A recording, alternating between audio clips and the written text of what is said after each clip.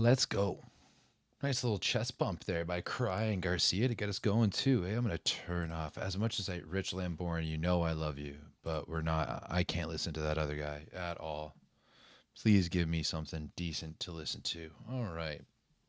Can y'all hear me in the chat there? I'm just gonna close the door. Oh no, I didn't bring my beer. I may have to leave real quick to go get my beer, and there is no one. Not a soul in this arena. Goodness gracious.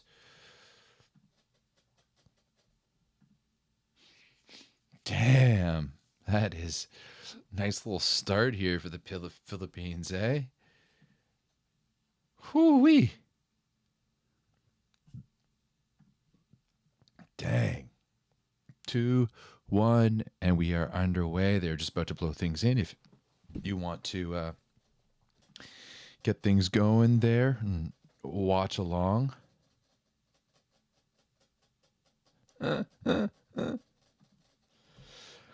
Oh.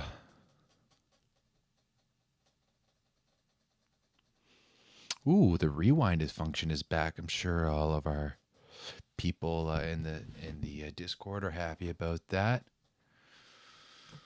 I didn't see what happened in the first point there. It didn't really matter.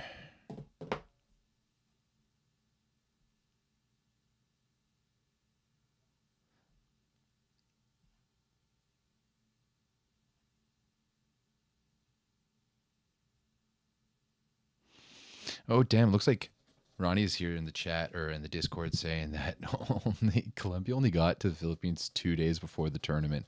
Oh, you got Cesare up on the stand for this one. Classic Italian referee. Yep. This is gonna be a quick one. We're just doing this just to get the mojo going here. Nice to see Christensen back in the fold, though. Love to see him back on the team. Oh, a nice little start there for Colombia. They do have some nice jerseys. I like the colors. They go after the flag really nicely.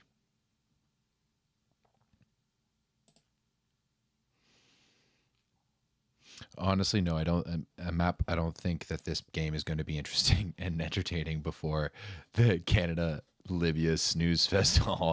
Honestly, McHenry, I expect McHenry to just absolutely eat them up in this matchup. Like, there's no one on the Colombian side that can play anywhere near the level American McHenry has.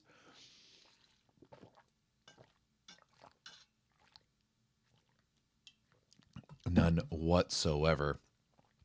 Ooh, Champlin with a nice little bit of a heater. I'm a big fan of Ethan Champlin. I don't know why I feel like I always need to say it, but yes, I am a big fan of Ethan Champlin. Oh, good solid contact right down the hubby white from that 5-6 seam. You love to see it. Let's see if he can do it again here. That was a little bit long. It's going to be interesting to see how Micah can, not how he can, but how he does integrate himself into this roster. You know, obviously Micah Ma'a playing with these guys, like, he's a little bit more used to them. You know, he's their age, he played at their level, but you know, all of these guys on the floor other than Shoji grew up watching Micah Christensen. Ooh, that's a little soft touch by Ewer down the line. Am a little bit surprised that Ewer got the start here.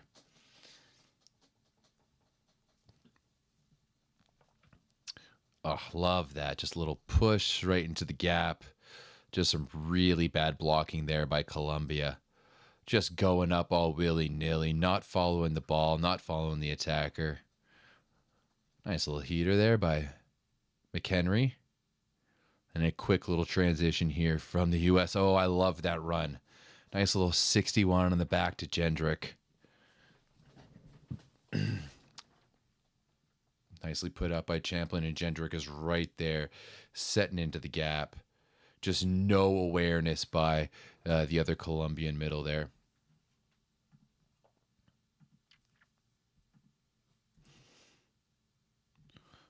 Oh, what's the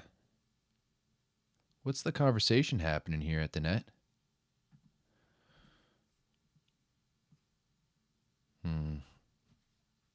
Are they like talking about screening? Is Micah aware of the new rules? Let's see what McHenry can continue. Oh, no, not so good.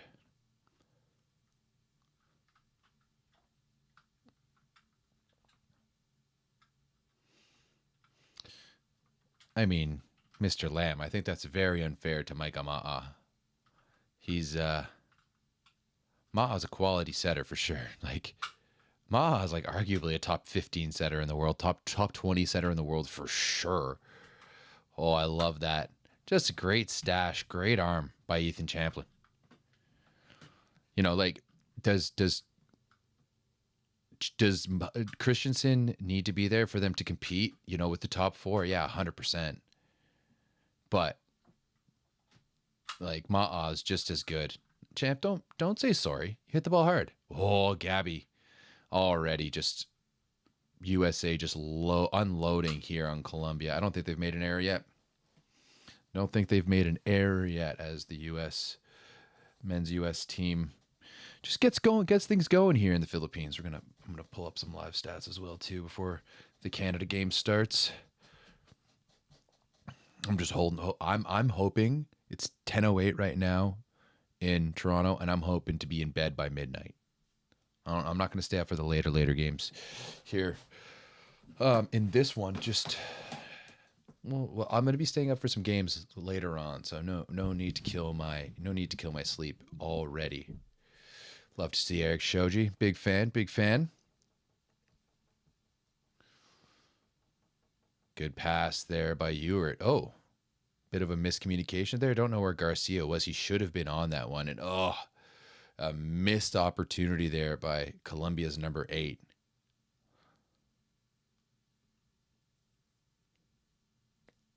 I don't know if he's necessarily in volleyball shape, let's just say. Ewert. Jordan Ewert out of the baseline. That's going to be easily handled to the pipe, and another attacking error by Colombia. Benavides, and that'll be a first time out as they already trail by 5. And I mean, Colombia just played the Pan Am Cup, finished 4th, lost to Canada 3-0. Canada's B team, lost to 3-0 in the semifinals. And I mean, the B team is still pretty solid, led by Jordan Canham, who's, you know, a guy who has a little bit of VNL experience.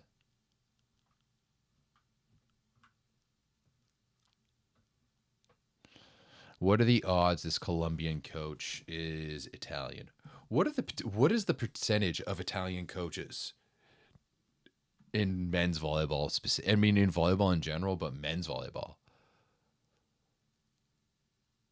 Like both of the coaches in this morning's game, Philippines and Tunisia, were Italian. The French coach is Italian. The Italian coach is Italian. It looks like this Colombian coach is Italian. Let's look it up. Not a great reception. Good lefty swing there. That's a career decision there by Shoji. In a bigger game, he's going to go crashing into those chairs, but you definitely don't need to do that against Colombia. But that's a first little decent swing by Amaranto. Is that who Ronnie was talking about in the Discord about being pretty good?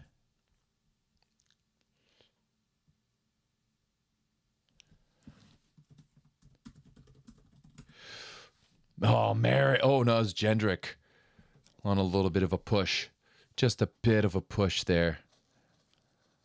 Nice little goatee. Yeah. Oh, like, what is that middle doing?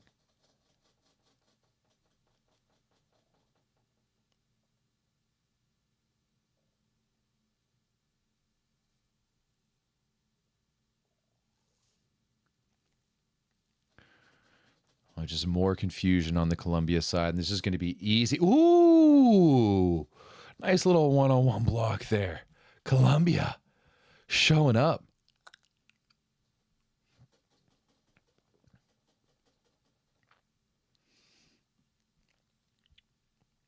Pisa. Nice little block. Love to see it. Champ already with 3 points here early on. Honestly, I am a Champlin truther as I'm reading from the Discord at the same time. I'm a big fan of Ethan Champlin's game. He's like not someone I was aware of literally until this year with his play with Geeson, but oh, that's a solid block. Once again, Ethan Champlin.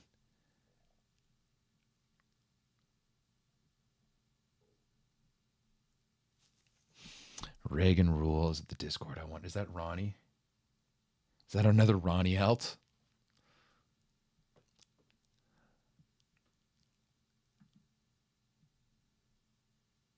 The Micah fans are out in force too, as you can hear. Oh, another one. Oh, that's a decent pickup though. I don't know any of these Colombian guys, but that's a little scrappy player there by number 20. Actually, I'm not even going to look at the Colombia stats. I'm just going to look at the USA stats. I'm just going to look at the Colombia stats just to keep it following here. Not too bad there by Benavides. Benavides. I wonder where he plays. Oh, that number 8, Ararat. Not having a great start to this match. What's up, Ozzy? How we doing?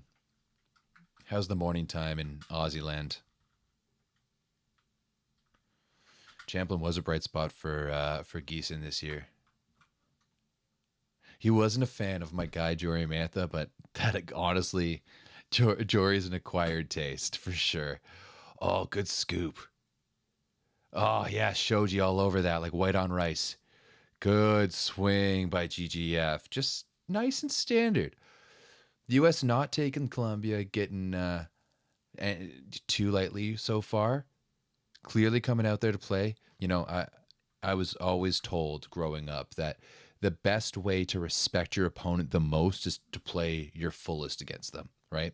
It doesn't matter who you're playing. You want to go out there and do the best you can every single time. And the USA is starting with that.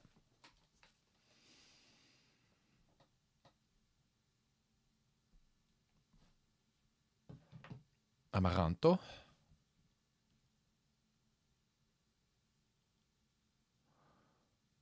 What's the like the Colombian coach is looking for a screen here.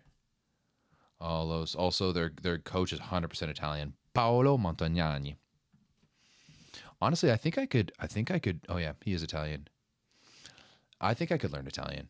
Like oh, Merrick, that's gross. Just feed him. He's hungry. Just feed him. I think if you put me in Italy for a month, I would be serviceable in Italian by the end of that month. Oh, with Merrick, he's got such a high window because he just floats and floats and floats and floats and floats and picks and chooses. Now, against some more experienced blockers, that's maybe a bit of an issue because they can get you in your face real quick. But against a team like this, swing away, my friend, as Jendrik shuts him down. 7-point lead here for the U.S. Yeah, you got Mr. Lamb. You got to get everyone the most involved. This is you got to get everyone involved. I mean, after Micah Christensen, it's Micah Ma'a, and then after that, you're gonna go to, in my opinion, I would say Quinn Isaacson. I think the like I really enjoy watching Quinn Isaacson play, and you know I think if you look at what he did this year with Norvid Czestochowa, I think Quinn has to be that next guy up. He just understands. He's gritty, and he's got a really good rhythm.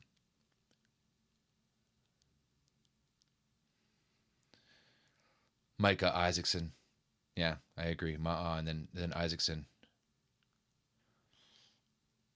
Which Rosenthal? Which like mean Andrew Rowan? Maybe, but I mean he's still young. He's still very young.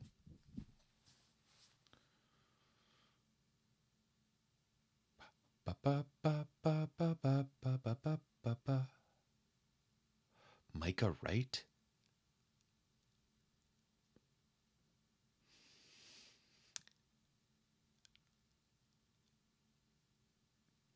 Um, honestly, like Isaacson to Zaxa is going to be pretty interesting, but no, I don't think Zaxa is going to be. returning to their glory days anytime soon. That's a good rip by Merrick McKendry. Montagnani really wants Colombia here to get in their serve receive rhythm, which they haven't been able to. But that was a good swing there by Benavides. Tread Rosenthal for the U21 team. Maybe. I mean, they did just win their first ever U21 medal this year, so not sure if Ma'a is the guy to take to a medal / gold. I would agree, but then at the same time, I don't think Rosenthal is either. Like Ma'a, in my opinion, is the best. Or sorry, not Ma'a. Christensen. Oh, I love that play. I love that run.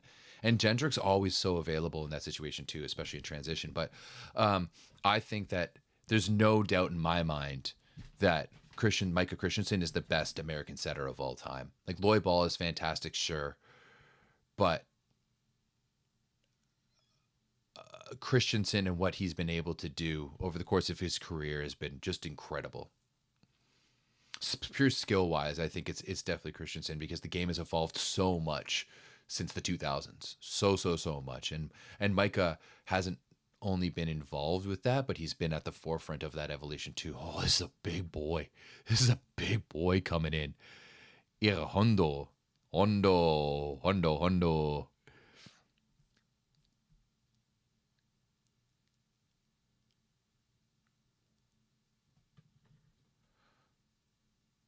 Heavy serve, easily handled by Shoji, and then Ewert tees off.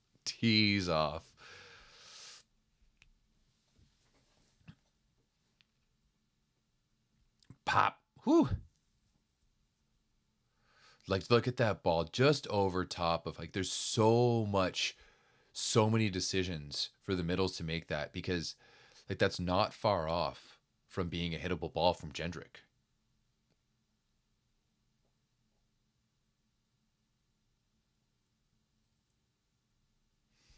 Nice little recycle. They're going to switch it off, and that's a good swing. Nice little swing there by Colombia's number 17. What's his name here? Amaranto.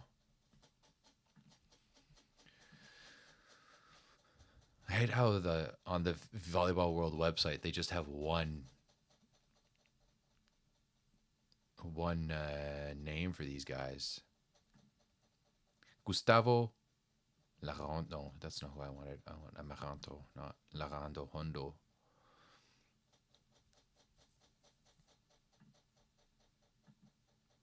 Miguel Angel Martinez Palacios, aka Amaranto. Interesting. Yeah, honestly, Larando does look like he belongs on the D line somewhere.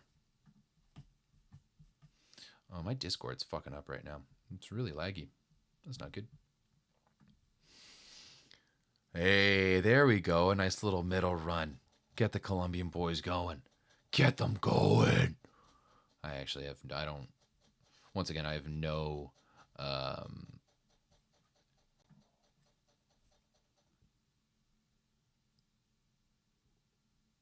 did something just happen to my screen there? Like,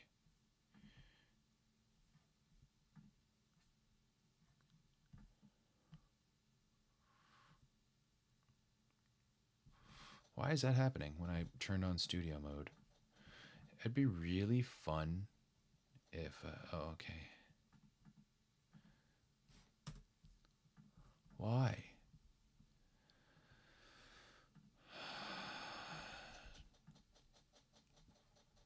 Okay, we're going to turn off studio mode then because it's stupid. Oh, what a scoop there by Ewert. Oh, champ. Love that. This is going to be quick. We're already... No, we're not on a pace for an hour in shower. They would have needed to win this set already. But love that. Love that by Champlin. Hour in showers are just such a high school volleyball thing, but I fucking love them. When I played high school ball, I remember one time, oh, that was a great rip. Who's number 2? Is that out? By Mendoza? Really? Huh? Oh, just long. I thought that one was in. On the stream, I thought that looked in.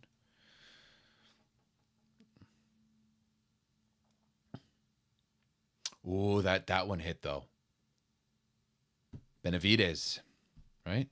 Yeah, Benavides.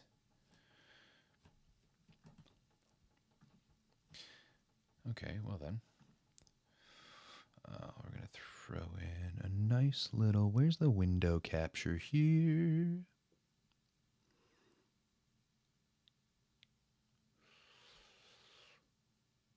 Oh, too bad. Now, oh yeah, Gabby Garcia is way over the center line there as the Americans are kind of looking around. Cesare is one of the best in the business, though, so he's going to be able to catch that every single time. Good swing here from Chance. Nice little recycle. Great pickup by Gabby, and you can tell that that momentum of the roll just brought him a little too far. Old man Italy over here.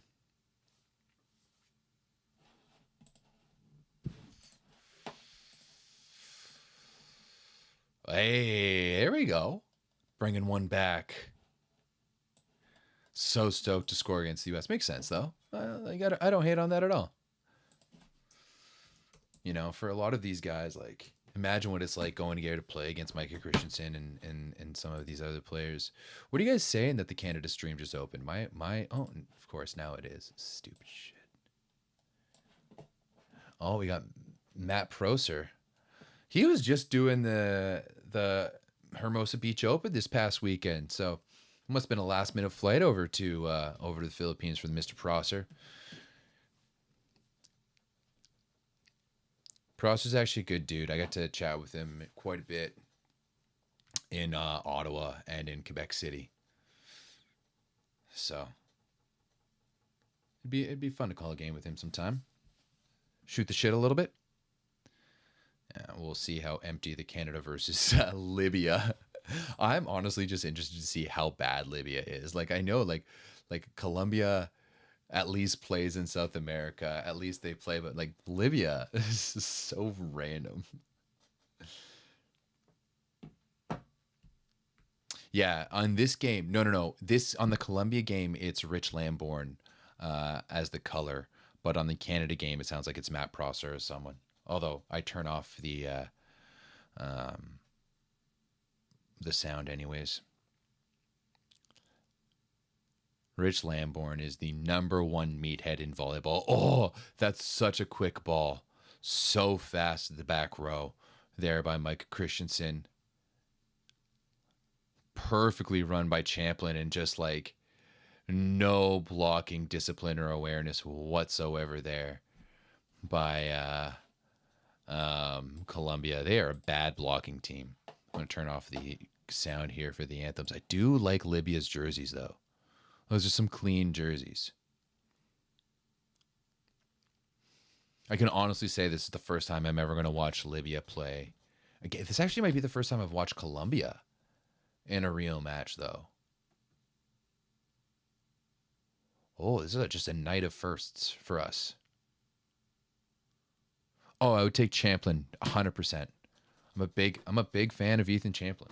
I think he just plays the game the right way. And I will say I've been a big a big Jordan Ewart truther as well for a while now. For the past number of years, I was saying he was needed to get looks, but after what I saw in the VNL, I would take Champlin, and I think they're both similar players. And Ethan Champlin to me is the truth, even though he just missed that scoopy there and should have been in a slightly better position if it were me.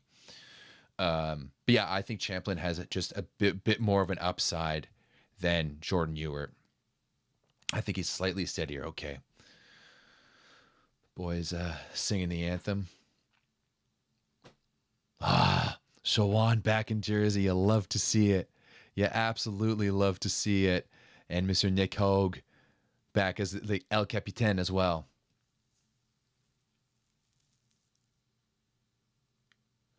Colombia has been to the Olympics? I don't think so. I think Venezuela has been to the Olympics, not Colombia.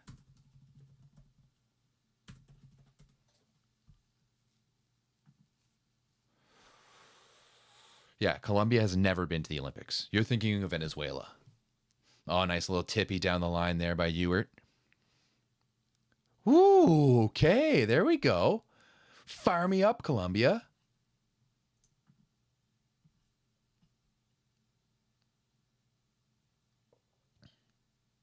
Yeah, no, it's definitely Venezuela that you're thinking of. Yeah, that's it, Nick. Oh, get the boys. Oh, that like we cannot be watching that over top if it's just gonna stutter like that.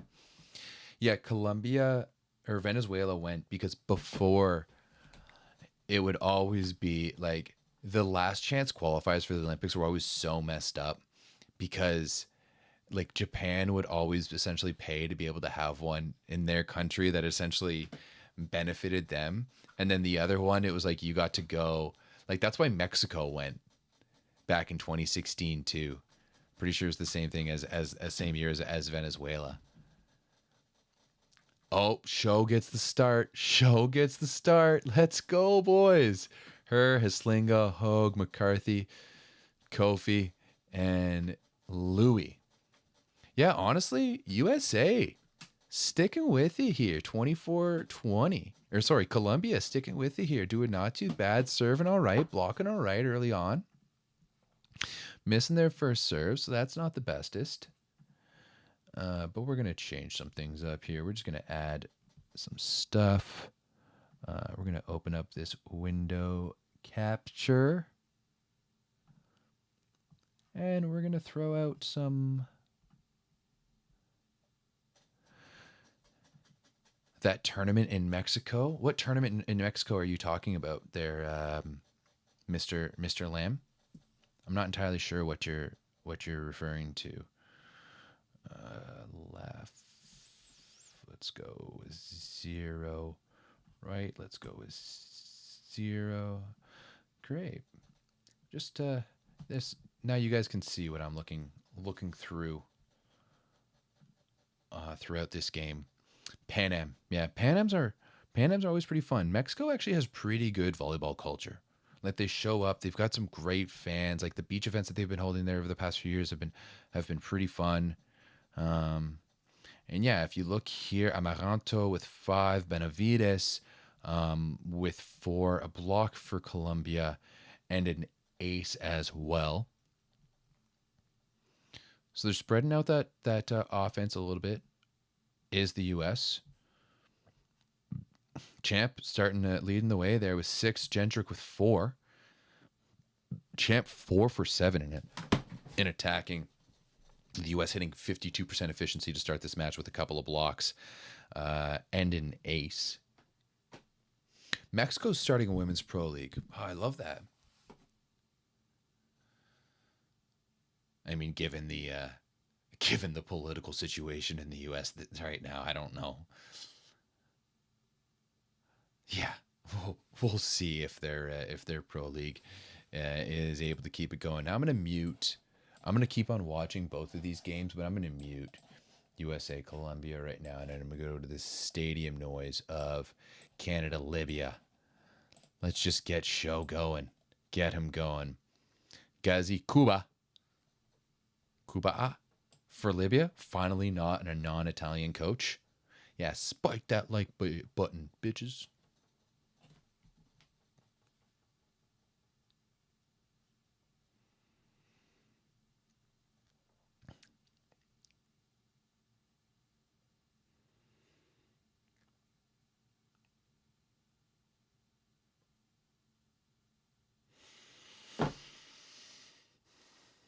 Is it a hot take to say USA's strongest position is libero? No, it's setter. Like, do you think? I think Ma'a is a better backup setter than D'Agostino is a backup libero. Big shout out to Kerry McDonald sitting back there. I'm sure he's having a blast sitting with some of his favorite people. Yeah,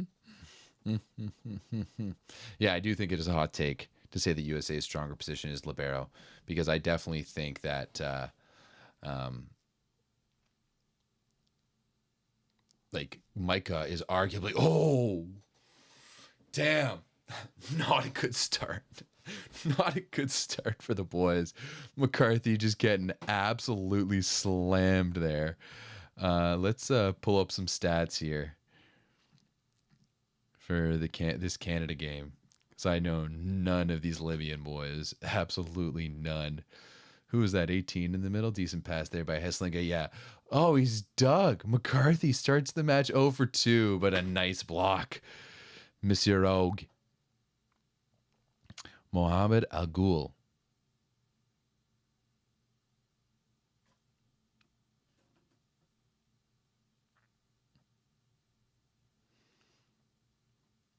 You think no. HWVB, I'm gonna have to disagree with you here. Was that an ace? Was that an ace there by Finny Finn? Got a fresh cut too. Shoji's better than wait, no, Shoji's not better than Micah. I'm sorry. Like, good little pickup there by Colombia. Nice serve there by McCarthy. I'm going to have to find a rhythm of having to watch both here. Hey, Libya. Coming out strong here. Ilka Bairi.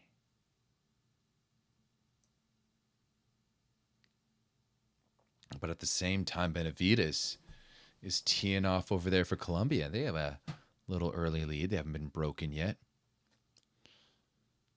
Yeah, just give it right to McHenry. Throw it in his wind a little single away. Yeah, Libya doesn't look like dog shit in the early first few points. Let's go show. Let's go show. Oh, I'm happy to see this man back. I'm really happy to see this man back in this jersey. I love it. I love it. I love it a lot. Oh, that swing from the Colombian Oppo on the reverse set too. The Kaberi. Need Show to hit that a little bit harder. I'm going to be interested to see how Lewis manages having Show and Xander there, because like we know Xander's going to be prepped and ready to go.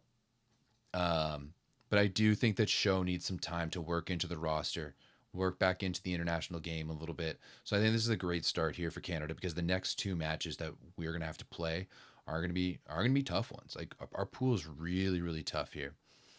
Nice, good serve there by Garcia. Let's see what Hogue can do at the baseline. I wish I could just like go split eyes here. Oh, Ewert is going to get picked up. It's a strong swing. Abu Lababa.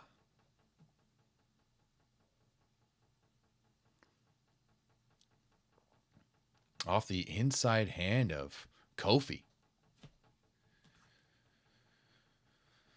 Okay.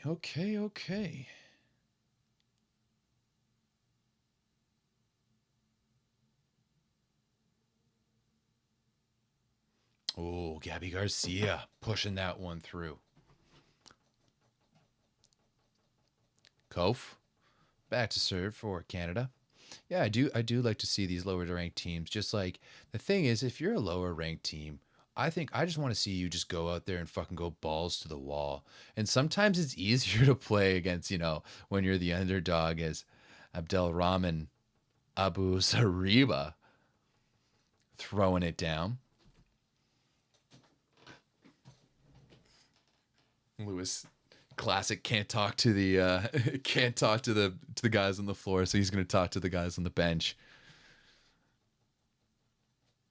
Oh yeah, give it to Hess. Nice little run there for Canada. And Champlin, oh, that 4-4. Oh, good pickup though. Colombia, yeah, lefty Micah, but another dig. They're going to run out to the outside. Champlin. Oh, he's blocked and slow down. Colombia scrapping here. Champ with another swing. Did he get the touch? Oh, they're going to call it out. Colombia breaks the U.S. for the first time in this set. Let's go. Oh, nice little challenge. I had to have to see that challenge there. Hand pass by Hogue on the other one. Oh, that one's a little too much there by El Bairi out of the back row. You got to just be steady in that situation if you're Libya. right? You can't be taking big swings out of the back row like that. That's a little ugly. I'm surprised that Heslinga got this start. I won't lie. But we will be very short-handed without Brody. Like, oh, man, it's really too bad. I'm really hoping that he's going to feel better as Libya takes a little bit of a lead here. That's not great. Not great. Not a great look for us. No block touch, it looks like, on the Champlin swing at all. Looks like that went right through the wickets. Arafat is not a great blocker in that situation. As Hogue out of the back row. What a shoulder. Hogue and I are the same age, and while I never physically played against him, I did play in a tournament the 1 year that he played for Cégep de Sherbrooke. We both played at the MRU tournament, and like everyone knew who he was because he was still coming in. He was like coming in from France at the time, and it's a fast back set there to Garbosh. Sclater is not with the team. Sclater is not with the team, and Varga was not brought in for this match. Oh.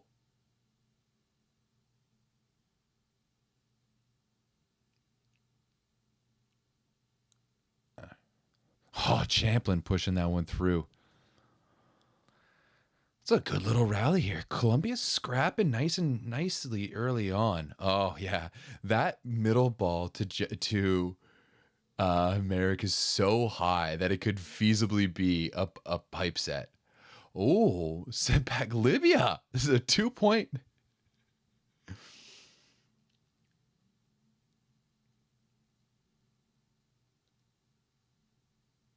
Who's that one baddie? Like on the men's team, I think you're thinking about Xander. He's spoken for though. Oh, a little block out there. Nice little swing.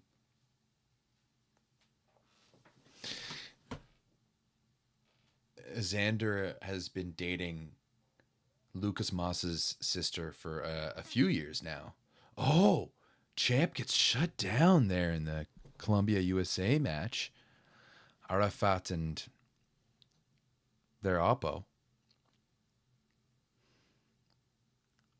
That's a tight ball there for Libya to recycle to the outside. Oh, what a rip! Who is this guy? Ilk Byrie. Yo, he swings.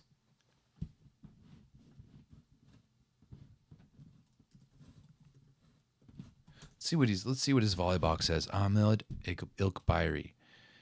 Yo, volleybox has been so slow. Oh, he's going to Modena this year. Okay.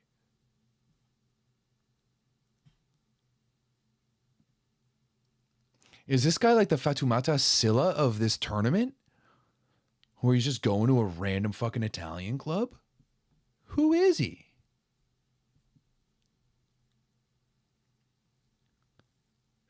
Kof, let's go. Show.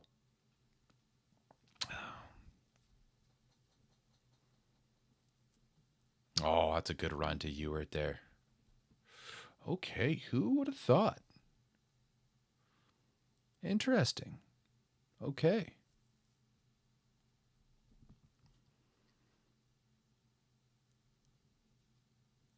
Oh, love that read there by her. Oh, another good rip, but a good dig by Isaac. Now show out of the back row. That's in there. That's in there. Don't even act like it's out, Libya.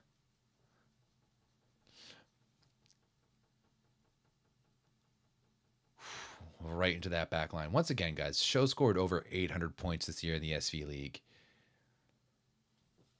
Anyone out there who's saying he's washed is dumb. Byrie, okay. Oh, can we chase it down her? No. That went outside the intent. Oh, actually, if Lewis isn't fighting on it, then I'm not going to say anything. Yeah, Lewis, like, both of these teams down by 2 right now. Oh, good. That did go inside the antenna. You're right. All right, that's the right call. Okay, Byrie. Okay, there we go. Isaac Heslinga with the lefty right there. I don't know if it was quite the lefty, but he just threw that one down the line. Good little chuck. Oh, it was just number 3. Who's number 3? Oh, okay. Number 3 is Ukbairi. 14 is Alibaba. No, Abu Lababa. Oh, good up there by Champ. Can the USA tie it up here? And they're going to send over a free ball. It's a good run. Columbia keeps it going.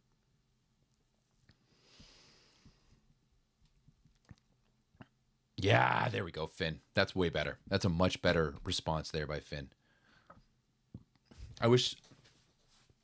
I'd love to see how the dynamic is with like Finn and Hogue there, because I really liked the way that Finn led this team over the course of the VNL.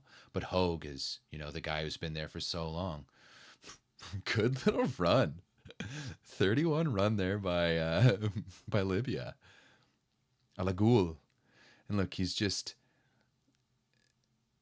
not centering. He's approaching all the way from that like 4-5 tee, and just another big serve by Libya, and they're gonna go.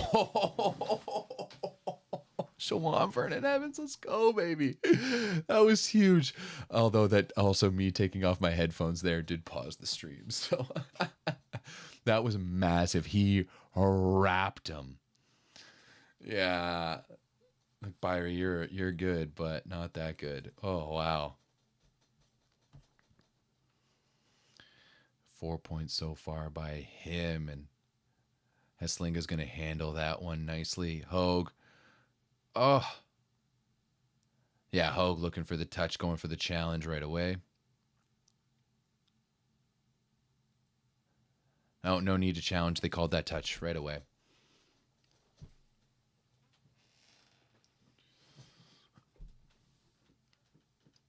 But I wonder if like her is setting tight to the left side because of game plan, and they're just going to try OT over the setter.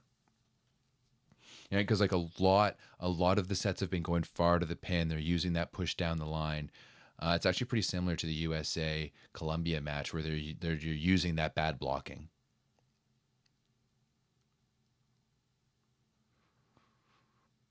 Oh, oh, oh, Gabby Garcia. That goes underneath on that. Love that. Garwash. What a rip. 109. Oh.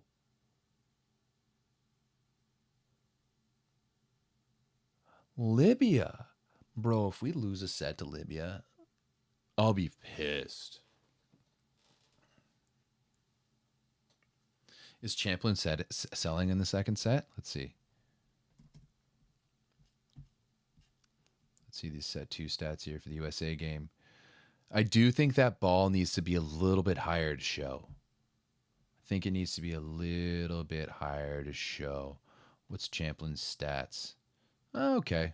0% efficiency. 2 for 6 here in the second set. Oh, that one's a good shot, though. High off the hands. Great job.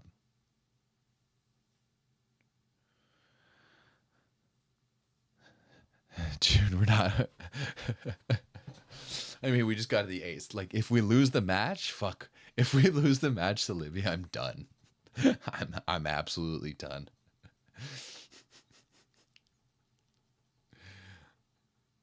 Nice little ace there by McCarthy. Oh, that's a bit of a loopy serve, but that needs to be. Oh. Ugh. Can we just lock in here, please? I'd really like that. Like, there's no way that we should be getting scored on when they're running. Like, oh, there's a chance here for Colombia. Oh no, that's a good dig by Ewart. Oh, what a dig there on McHenry, though. Oh no, what are you doing? Amaranto. No. Honestly, if there would ever be a time that Rob would come back just to talk shit, it would be if Canada loses to fucking USA. Good rip there by show as we take the lead.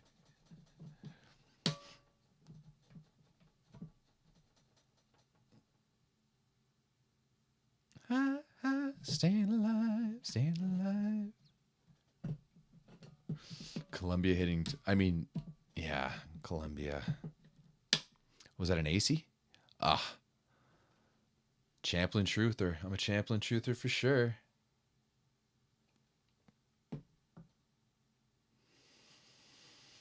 Canada still has both their timeouts remaining here, so we should be all right.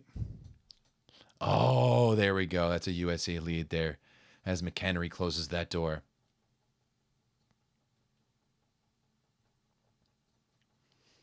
I want to see us get better as time goes on here. Oh, that's. I don't even think that was a block. I think that was just straight into the net. It was the win predictor predicting Canada at a 93%. Libya, though, straight up, not nearly as bad as I thought they would be. Actually, much better. Honestly, okay, I've been thinking, like, there's no reason for this tournament to have 32 teams. But imagine if there was like a tier 1 and a tier 2 world championships. I'd watch the shit out of a tier 2 world championship. Like the secondary top 16 teams, like Libya and Colombia, fucking Qatar, all of these other teams. I would watch the shit out of that. That would be so entertaining. That was actually a really nice run in the middle. Oh no, see the outside. Wait, what's his name again? Abula Baba. That's a dope name. Abula Baba. Lots of syllables there. Another serve right into the net. How many missed serves for Libya so far? It says 2. 4 missed serves for Libya. They're actually hitting at like a 63% with a 47% efficiency. So Libya's offense not doing too bad.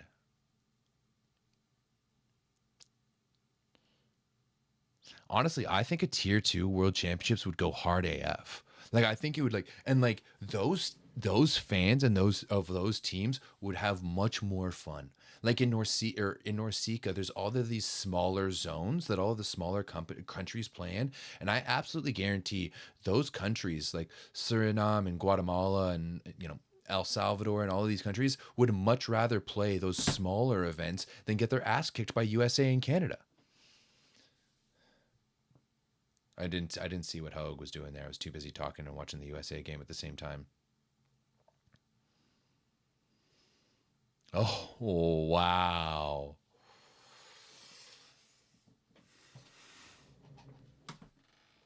I might I might have to eat my words at this one. Shit, man. What are we doing? Shut up, June. I don't need your sass right now.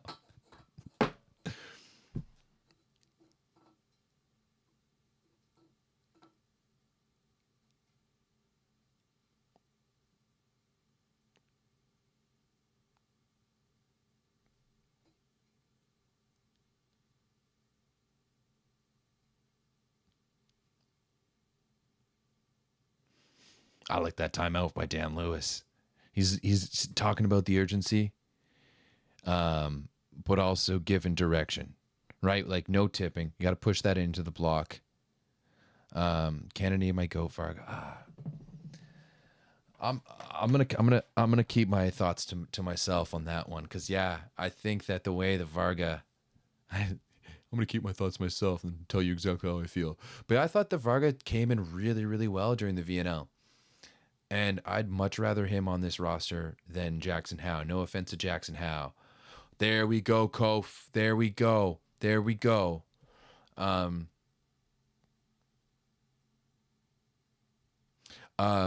Honestly, I do know Quentin Greenridge. I'm a big fan of Quentin Greenridge. He played. If you want to watch some of his game tape, there's like a tournament, the Pro-Am that I've streamed a couple of years, and I don't know if he was there this year, but 2 years ago he played on a team. And actually, Shawan Vernon Evans was in this tournament. Like a bunch of like former pro guys were there, and current pro guys as well. And I thought Quentin was unreal. I'm a big fan of Quentin Greenridge. You guys are getting, Hawaii's getting a really good one, and oh my God, show. Just why are we swinging low into the block like that? Okay, it wasn't that low, but still, like, I know he's going to take some time as Elser comes back in. But yeah, no, I'm a big fan of Quentin Greenridge.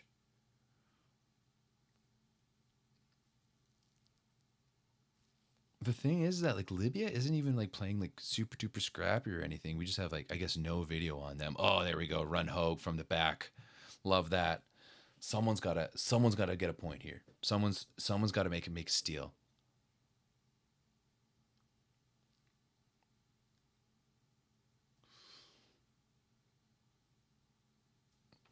Yeah, Greenridge is a U21. He played a year at Windsor.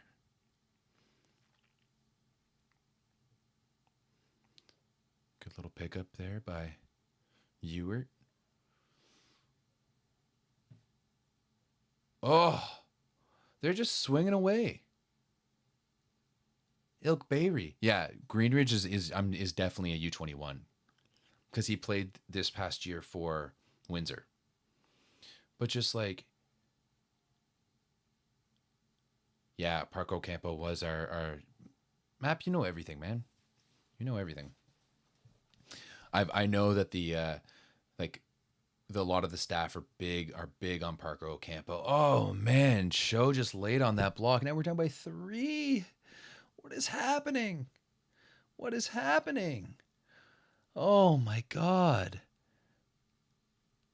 No, I said if we lose the match, June. Don't be putting words in my mouth here. I need to go get my beer. That's what I need to go do. I left it downstairs when I came up here. I was watching.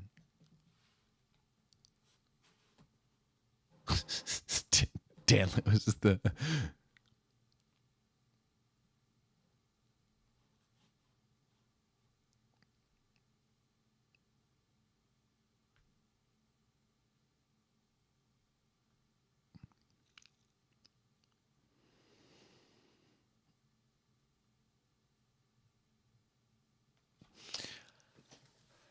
Yeah, I thought Libya was gonna be shit, but I like. We're not playing great. There's no doubt about it. We're not playing fantastic. But as you know, Lewis said, we're not playing poorly either. You know, it's not like we're giving them points. But we'll see here. 3 aces, but on 3 errors. We've been blocked 4 times, which shouldn't be happening. It's just our offense isn't scoring as of the way it should be.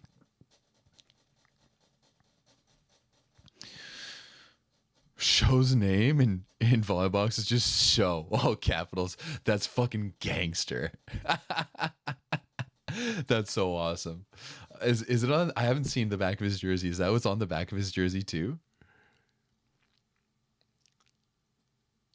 Wow, he lost a set to Libya. Oh my God. What is happening in this world right now? Oh. Okay, I'm gonna be right back because I need a beer if I'm gonna watch us lose to fucking Libya. God damn it.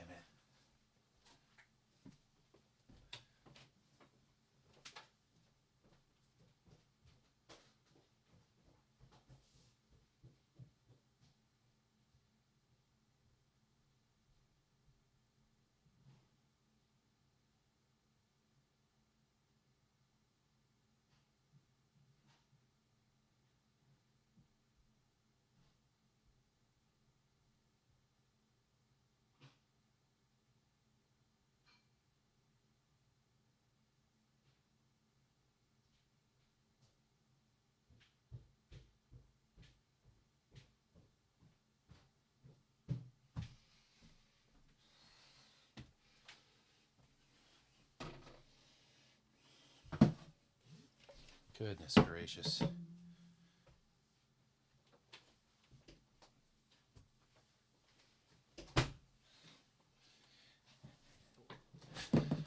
Oh man. Fucking Libya just outplaying us right now.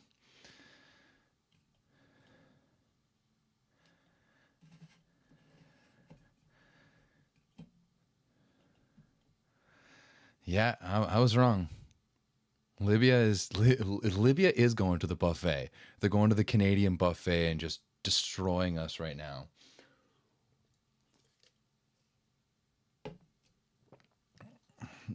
Map, is your name Marie-Pierre?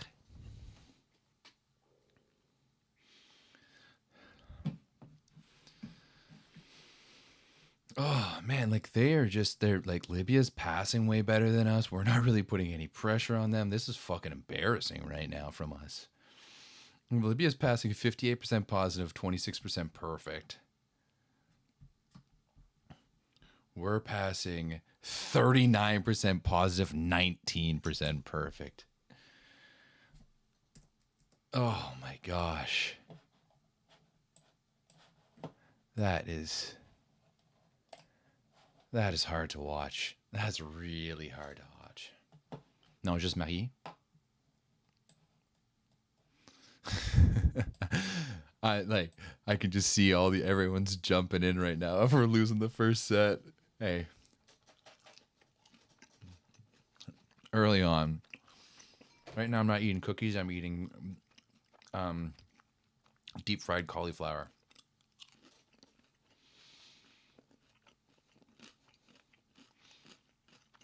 I mean, Joseph, there's plenty of room for surprises.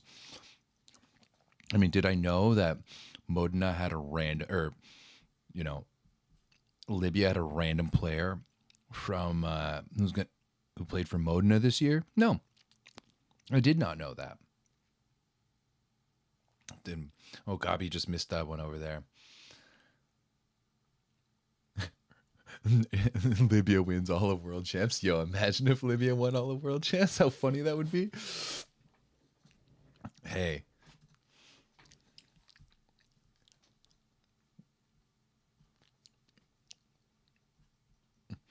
Yeah, we just need to be way fucking better. There's no reason for us to be fucking losing a set to Libya. Do we not, was there no coach interviews there? Or I guess they just do it after the second set? All right.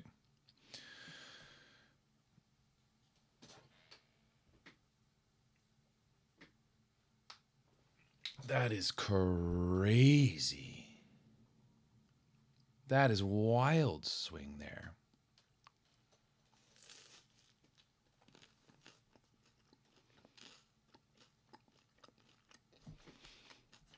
Abula, where does Abula Baba play? There we go, Nick. There we go. There we go. There we go. Oh my Gaddafi. Yo, that's too funny, Aussie. Oh, the linebacker is in. Hondo. I like him big. I like him chunky. There we go. That went off of him. Whoa. I thought that went off of him. Yeah. Let's see that's on the replay. Abula Baba. Oh, no, I was out. Never mind.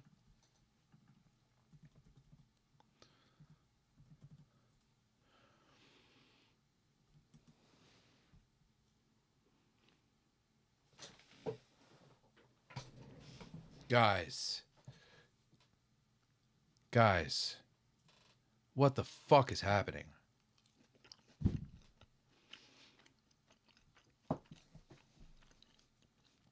What the fuck is happening?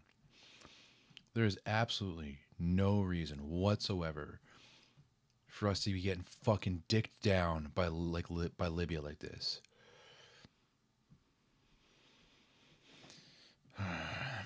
Okay. Let's go see what Abula Oh, so they're brothers. That's why. That makes so much more sense. So you've got Ikabari Ahmed and Mohammed. And even though this guy's name is Ahmed Bulubaba, this guy goes by Abu Lababa. I'm so confused. So confused. Okay, let's check out Mohammed. So this is Ahmed Iqbari. Let's check out Mohammed. Where's he been playing? Looks like Egypt. Also spent some time in both of them have spent some time in Slovenia. Or is that Egypt? Yeah, Egypt. Wow. Yeah. Guess you'll learn something new every day when you watch Libyan volleyball. But they've been beating us this entire time, so there we go, Nick.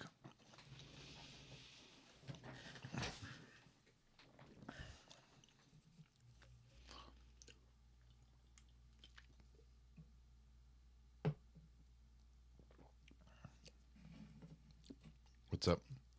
Maggie, what are you saying about Tunisia over there? There we go. Oh, no, it's out. The Iqbiri.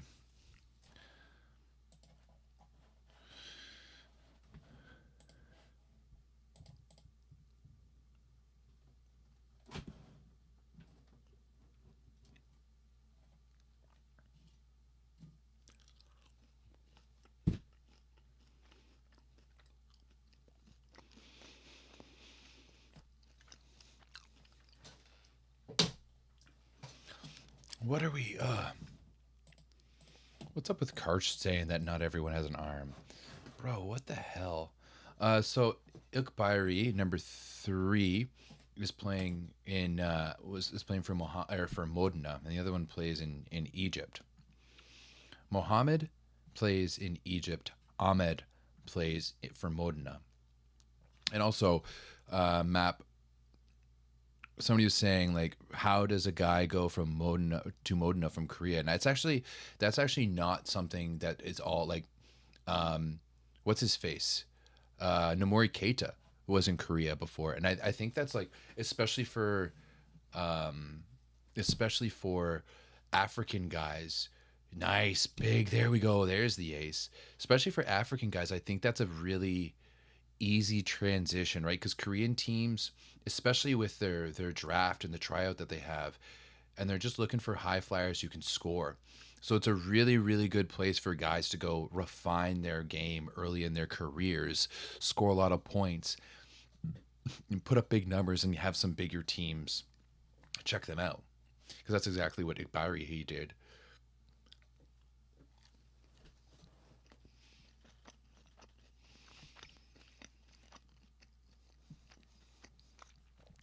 Because if like we go back to, yeah, like he's played for Modena now for, this will be in his 2nd year. He's going to be backing up Buchkager, and we'll see how that goes. Or I guess he was this past year too. Trying to see. Yeah, he was like on the roster, playing on the team. I wonder if he got put in. This Modena team will be very interesting to watch. That was a tight set. Why can't we dig anything? Oh my God. Get there, Curry.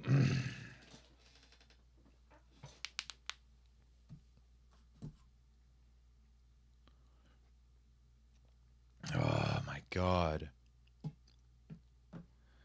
What? You were in, like, did you live there, Marie, or did you, like, just visit?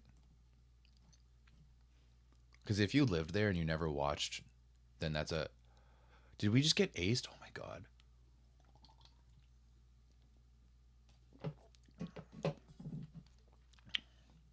Watch Libya beat. Watch Libya beat Japan now. Watch Libya win the pool.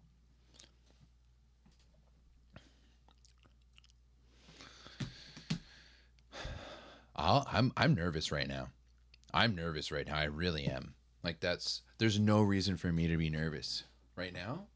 Like I shouldn't be nervous right now, but I fucking am. This is not good. Stupid idiots. Oh well.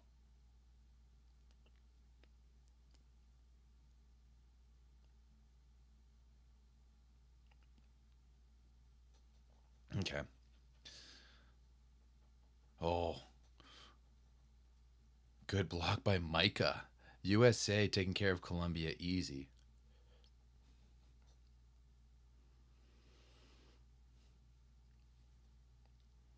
Timeouts in Arabic. Now the Libyan fans are coming in. Honestly, okay, Libya fans, like straight up though, like you guys are playing well. This is a pretty like the Igbari twins or brothers. Wait. Let's see. Let's see the different. Um, Mohammed Igbari is 33 years old, and then Ahmed Igbari is 28. Okay, that makes sense. Let's bring this back here. We'll open up the set numbers 2 stats. Okay.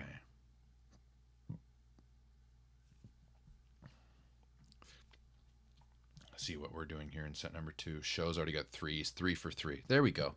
Just getting. See, he just needed some time to warm up.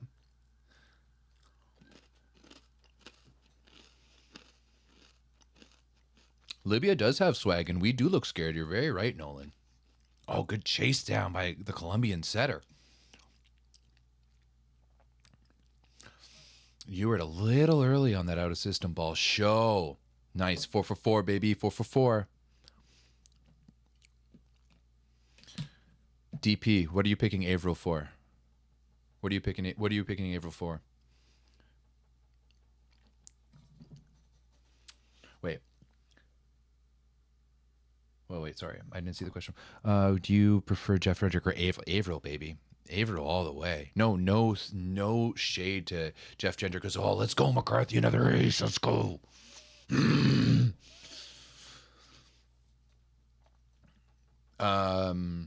Yeah, I'm a big fan of Averill. Just as like a person too, I'm a big fan of the way he plays the game. I'm a big fan of the way he thinks the game as well. Um, so yeah, I'm a big fan of Taylor Averill overall. Yeah, better server, more dynamic attacker. He's a better blocker too. Also, just a fucking sweet dude all around. Um, Plus, when you hear his story, um, he's just like he's uh he's just worked for it, and I love it. That's a great run. That's a great run there by her to Kof. Much better. Much better. I'm starting to calm down a little bit, but I'm still a little on edge.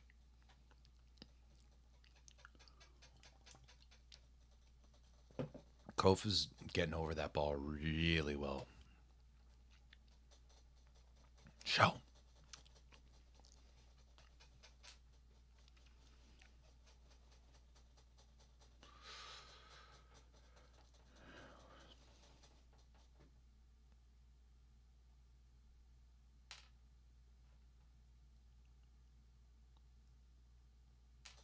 Yeah, there we go. Now the offense is starting to flow a little bit nicer for Canada.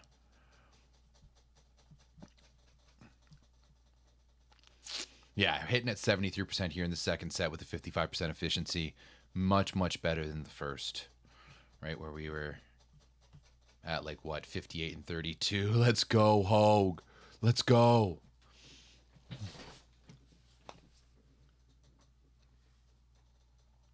That shoulder. Oh, what a shitty lib. Like, make a decision there. Ah.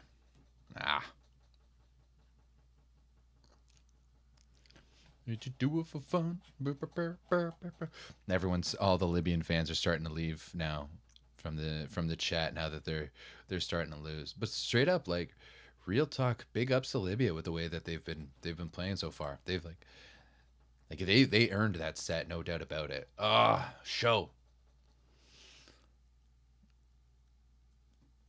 I don't know why they didn't bring Varga. I thought he was a great addition. Now 3-2. You know, I wasn't in the gym. It sounds like Brody's sickness is kind of a newer thing. So I just think that, you know, they made a decision and then Brody got sick and it really ended up costing them. Now as USA is up like 6-2, close 7-2 now, closing in on a nice little 3-dong as they should.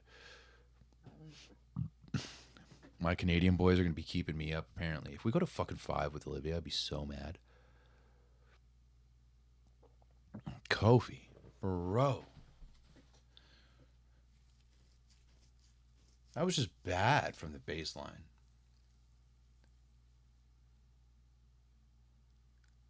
Yeah, but Cooper Robinson is here, right? Like, and the NCAA doesn't, like, the men's season isn't until, like, they don't even start anytime soon. So, I don't know. Do you want me to ask him? Do you want me to text him and ask him? Ozzy, I think I'll be honest on like the USA depth chart. I would put Ewert last. I would put Ewert last.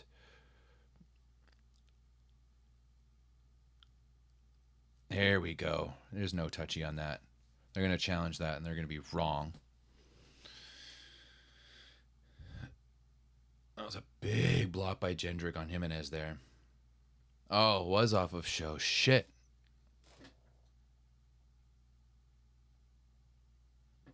But yeah, I like. It's not that Ewert's bad. I'm a big fan of Champlin, and I think Robinson's going to be good, really good too. I think Coop's going to be.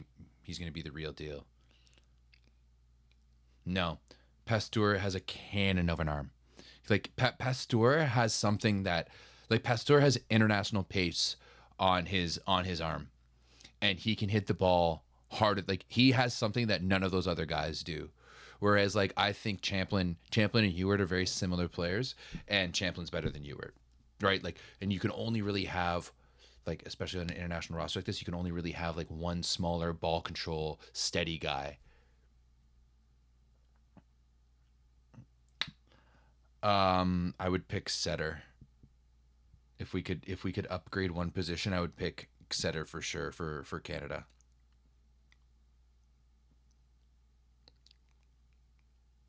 Cooper has so much potential. So does Pasteur. Like that's a dude who has international pace on his arm.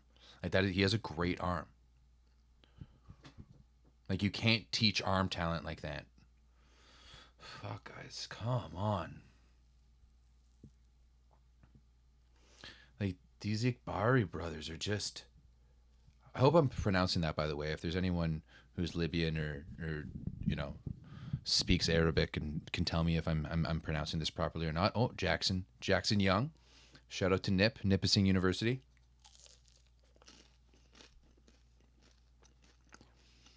Show on the one-on-one. Love that.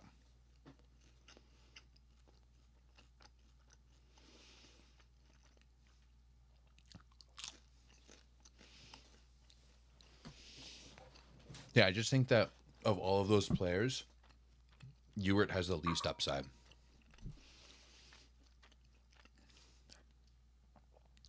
Arafat with a nice little block there on Jendrick.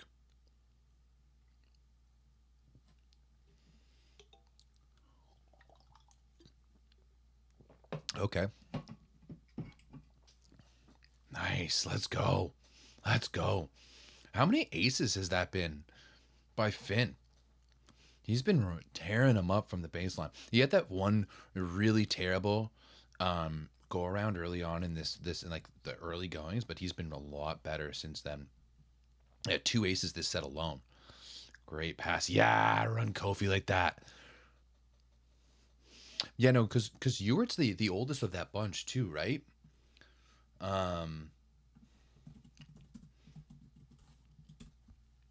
Yeah, he's 28. Like all those other guys are way younger and they're better.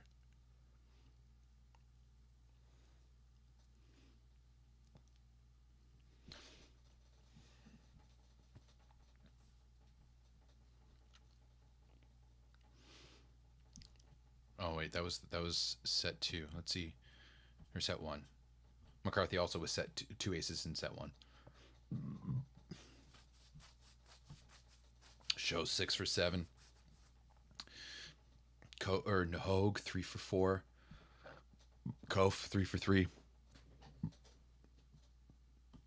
Eslinga 0 for 2. Pizza over there with a nice little swing off the block.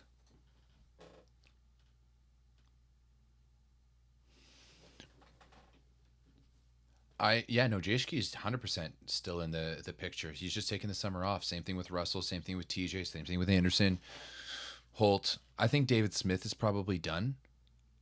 There we go, another one. Let's go, boy. Let's go, boy. Lake Country, BC. Let's go. DP, what thoughts do you need on TJ?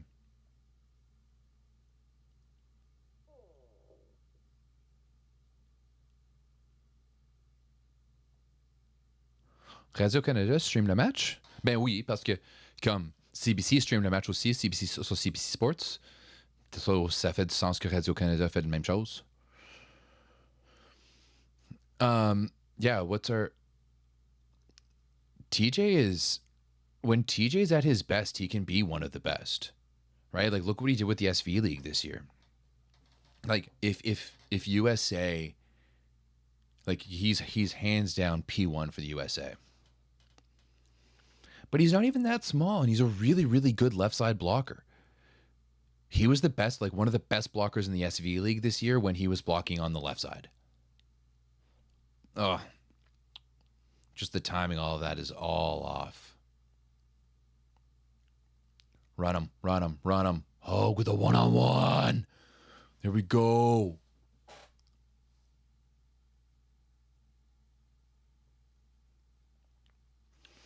Yeah, it's a thing when you look at like the like no Aaron Russell, no TJ, no Tomasz Jeszki. Like there's a lot of talent not here right now for the USA that they're going to be able to go to once it comes to LA. I'm way more confident about the USA men in LA than I am about the USA women. I am questioning the USA women right now. So, oh, good hustle by Kofi right there on to come into the cover. What the fuck are we doing?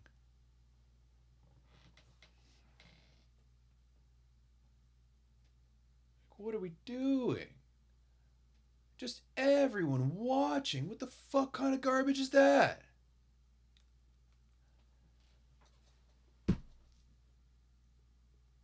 That's terrible. Why are we turning off like that? I wish I would have been able to see Dan Lewis's face on that. Yeah, Coop, honestly, like if like at this point, these boys are playing for P4 within the USA system. Because I don't know if any of these boys are displacing any of those guys. What's up, Cass? How you doing?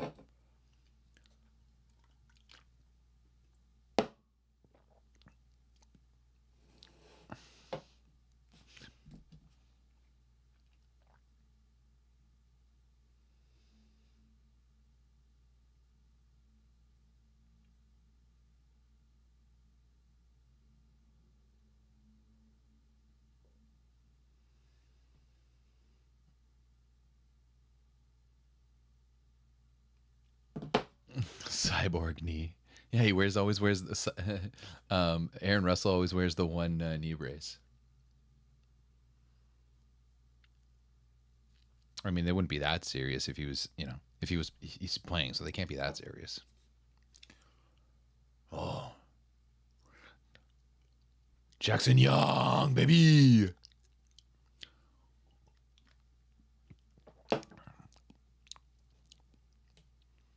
Jackson Young and Show are both Pac-Man guys. Elser's a Canuck guy. Danon is a Scarborough Titans guy. Landon Curry. I don't know where he played club. Because he's like from Vernon. Like the UBCO juniors?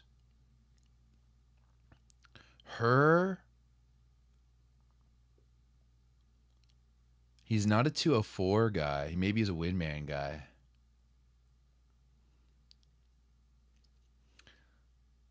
Big love for Jackson Young, though. Really happy. Really, really happy for him.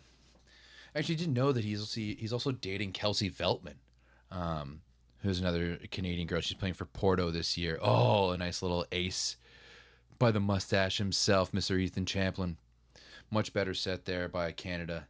Still not 100%, though. I'd like to see it a little bit better.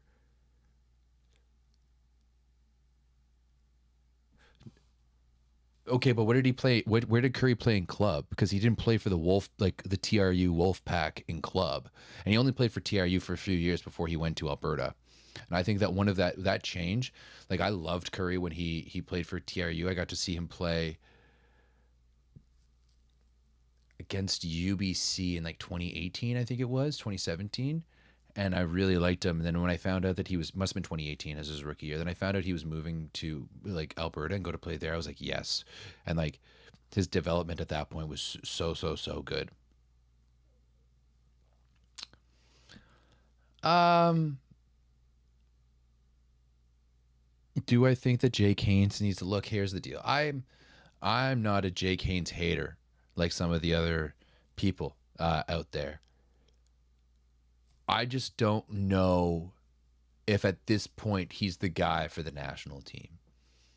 And that just may be an attitude thing of being able to handle the pressures of playing at the international level. Like he has a 20 bucket guaranteed, but is he a 20 bucket that can play within the system? I'm not entirely sure, and I haven't watched him enough within the American system to know. Um, you know, I watched him play for for the Pan Am the B team in like 2022, and other than that, it's been so sparing. Oh, a nice little swing there by Javier. I love that, Nick. Nick just sitting there giving Jackson Young so much information. Oh,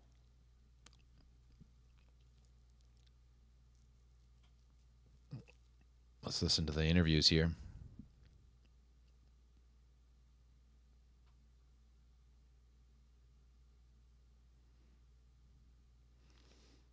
Cooper is in, eh? Oh, Cooper Robinson, shit, boy. She. That was filthy, bro. That was a filthy swing. On like a bit of a recycle, too. Loved that. I don't like, I'm not a big fan of the headband, but at least it's not the tie one. You know, we can figure out a bit of a better swag there, but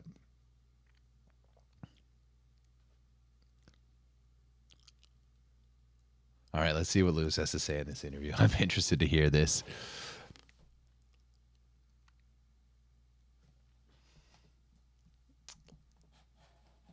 Give us that interview, boys. Come on. What's going on here? Hondo?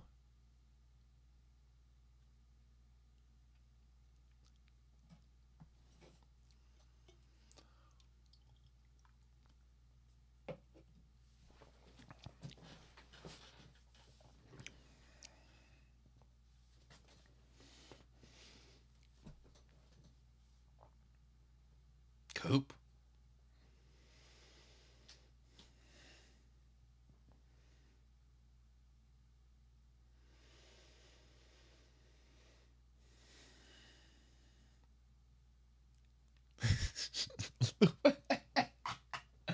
I fucking love Dan Lewis, man. What a gem. And like, dude, his interview is just like, oh, it's not like we need to play better. It's like he's in a timeout, just giving specific information. Loved that. Coop can put the ball down, man. He like it looks like he can put the ball down better sometimes internationally than he can with UCLA. But I guess in like UCLA, like everyone keys in on him. Is Hondo's first initial an E? Let's see. Irahondo? No. Gustavo Larahando.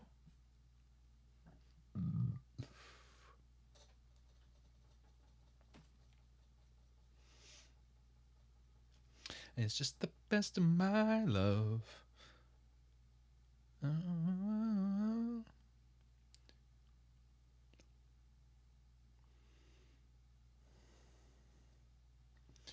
Okay. You know what sucks is that like I wanted to buy myself a grass net, and like Parkinson is so expensive in Canada now because of fucking tariffs. I honestly am thinking about like going to China and see if I can get like net sets made for me, and I'll just start selling net sets here in Canada. Sky Volleyball Club, thank you JM for 4323 for Monsieur Curie. Okay, well, let's see if Ma'a can finish things off here for the U.S. No, not quite yet. Hogue. Let's go. All right. USA on the board with the dub.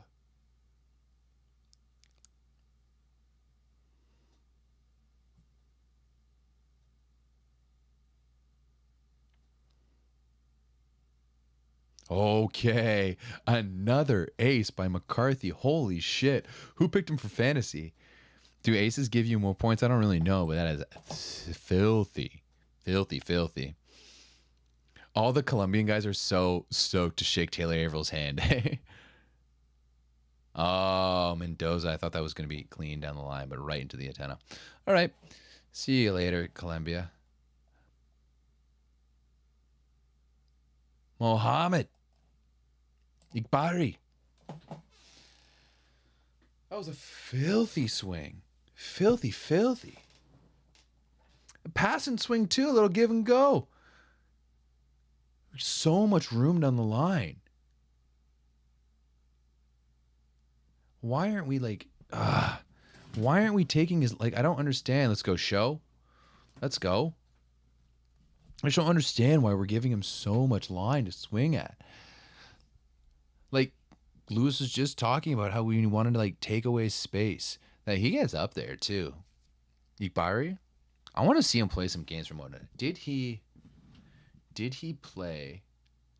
Oh, yeah, give it back, give it back, give it back, give it back. Hogue throws it down. Did Igbari get into matches this year in the Lego volley? Let's see that. Check this out.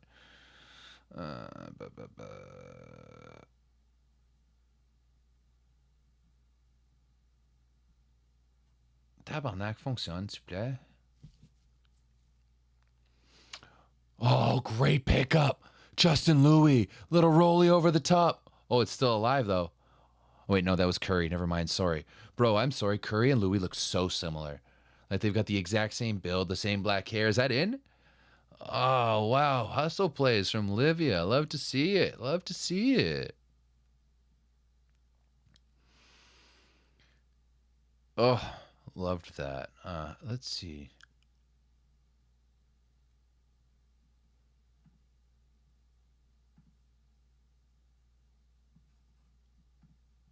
Modena. Yeah, Kof. Igbari scored 37 points this year. Not bad, though. 29 for 50 in attacking. He had a 52% efficiency on the year with 9 blocks in like limited play. Bro, not like face on, Justin and Landon do not look similar, but from behind and on the court, they do look very similar. They're very similar statures. They have the same black hair.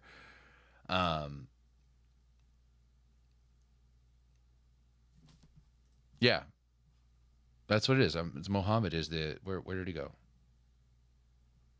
Oh, no, Ahmed's the Mohammed.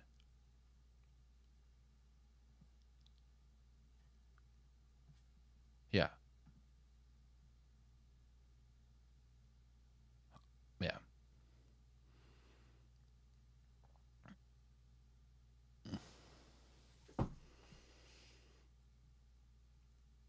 And like Justin is of Chinese origin, and I'm pretty sure Curry is half Filipino. I'm not entirely sure, to be honest.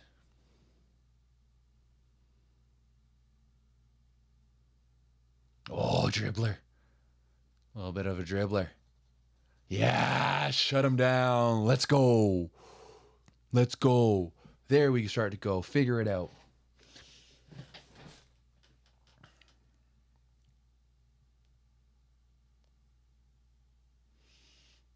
Thank you. HWVBO 8. Is that Hawaii VB? Oh wait, is that what your name stands for? If that's the case, then what are you like? Isn't it like 5 in the afternoon in Hawaii right now?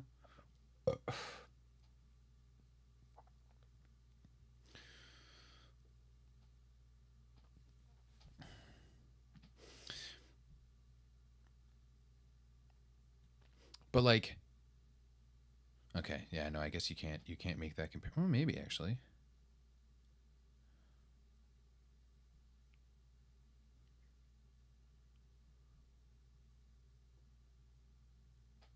Oh no, he played in 37 sets, scored 42 points. I wrong. This was wrong for Igbari, but still. Canada in all sets so far. What are we looking at? 11 for Hogue, 13 for Show. And these Igbari brothers, man, they're really fucking good. Ahmed has 11, Mohammed has 10, and they're just carrying. They are carrying right now. Indeedy. No, my initials, though you are. Okay, well, nice.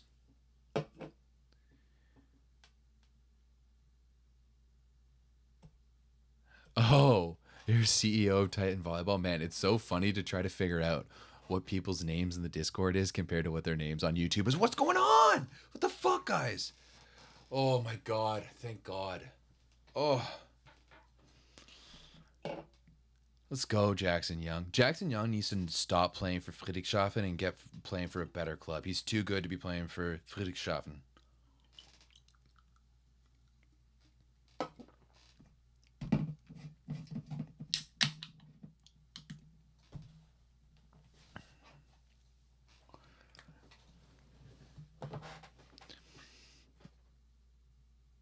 Oh, little chicken wing dig. Oh, get out of the way, McCarthy.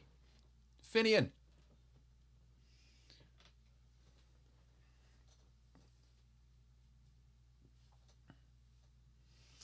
Should I stay up and watch Japan versus Turkey? I think that's gonna be a really interesting match. Like, what are the other games that we got coming up for us today?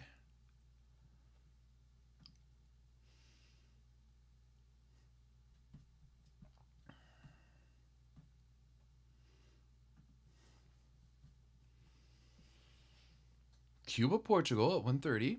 Okay, that should be easy. Japan, Turkey, Slovenia, Chile, Poland, Romania.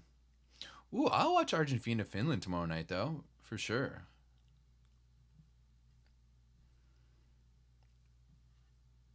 Honestly, I think this game is gonna be a fucking banger. Ukraine, Belgium. Like, I think that low key is gonna be a really good game because let's go. Oh, I was out. Damn.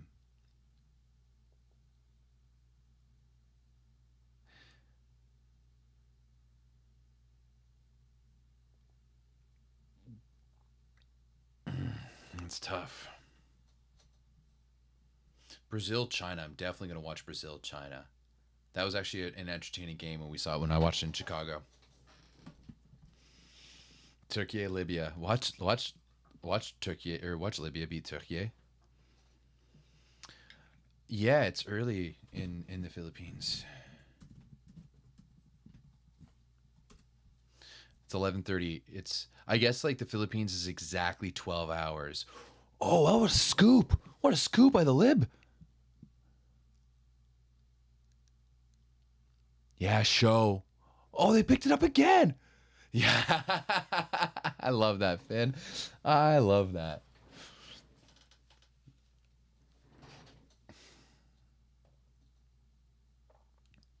Oh, what a dig there by Landon. Oh, but what a beautiful dig by the Libya Lib.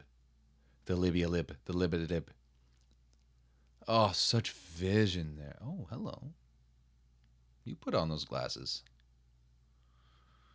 Ikbari. That's out. Howdy. Really impressed by these brothers, Mo, though, man.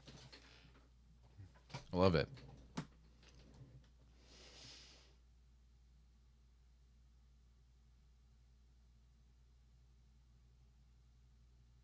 Yeah, I mean, the Ikbaris were definitely maybe playing a bit out of their mind in the first one.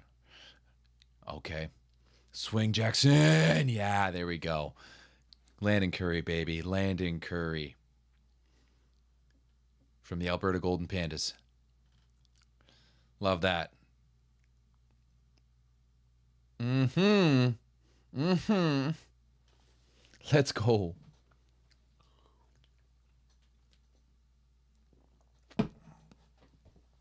I wonder if I could get a beer to sponsor these streams, and I'll just chug beers on the stream. Let's go. Jackson Young.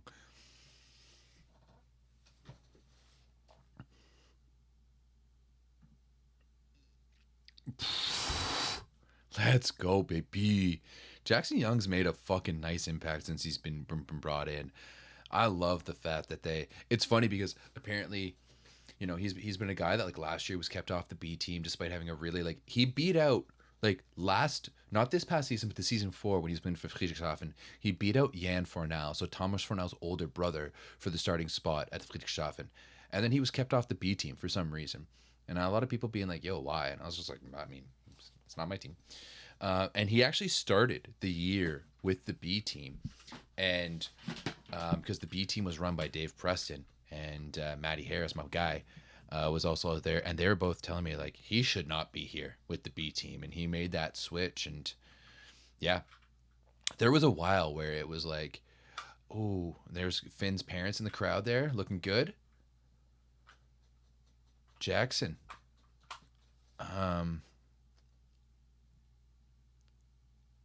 Oh, just squeaking that one through. Where is Jackson Young? 4 points. He's 3 for 7 with a block.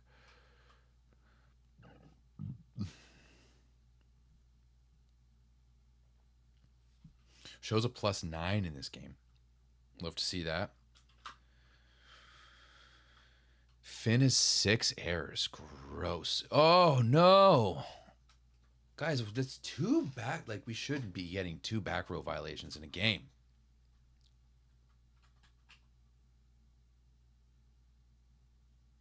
That was real close. I honestly think if we, like, challenge that, I don't know if he would have seen it, but...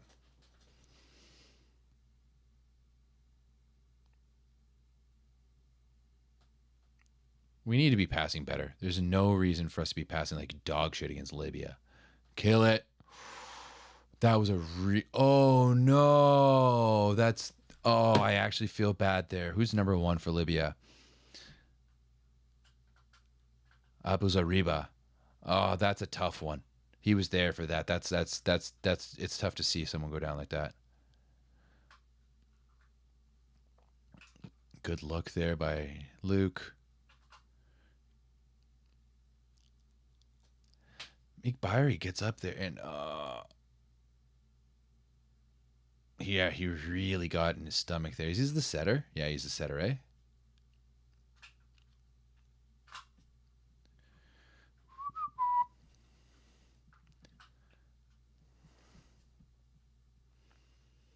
Dude. Byrie has... Ahmed has 13. Mohammed has... Yeah. Ahmed is the one that plays for Modena. Good touch. Ah! Lewis is not happy about the positioning on that. I can just tell by the way he's moving on there after that play. I need Jackson. Yeah, we need Jackson to be a little bit further back. Look how far he is inside, especially with Show's block up there. Like, they're not getting through Show's block. You're going to have to go over top of them. So we need to pull that defense back just a little bit.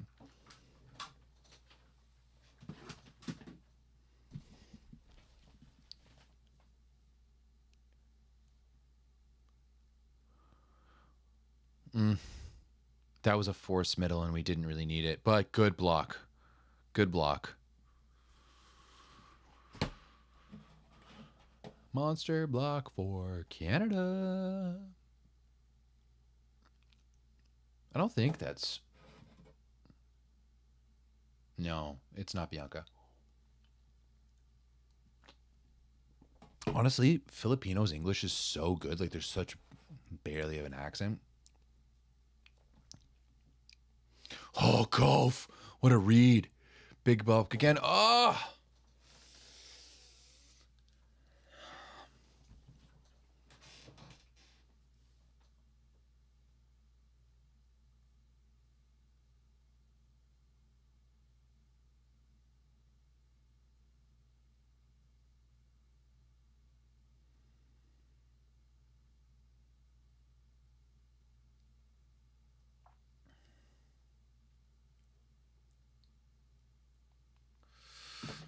Good pass there by Curry. Yeah, run Kofi. Run Kofi.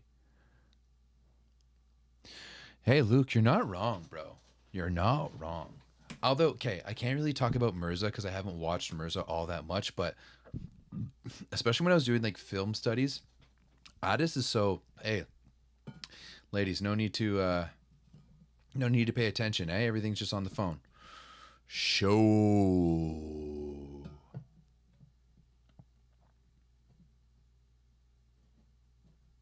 Yeah, Nolan, I thought we were gonna run a double lib system too, but because especially like I didn't Louis get to start? Let's check.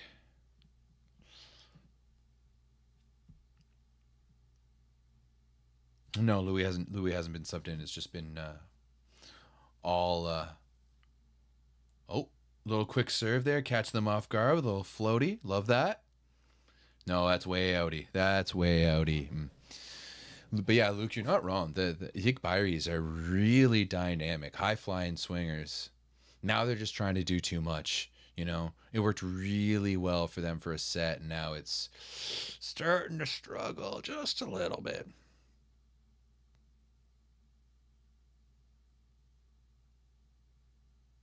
Yeah, show.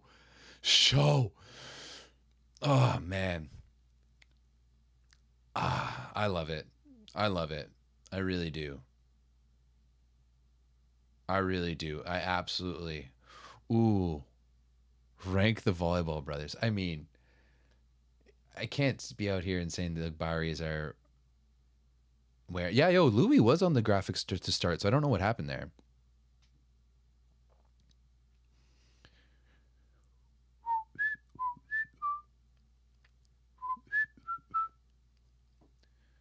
Dustin Gray, yes, this is on VBTV. It's also on cbcsports.ca and Radio-Canada .ca if you're looking for it in Canada for free.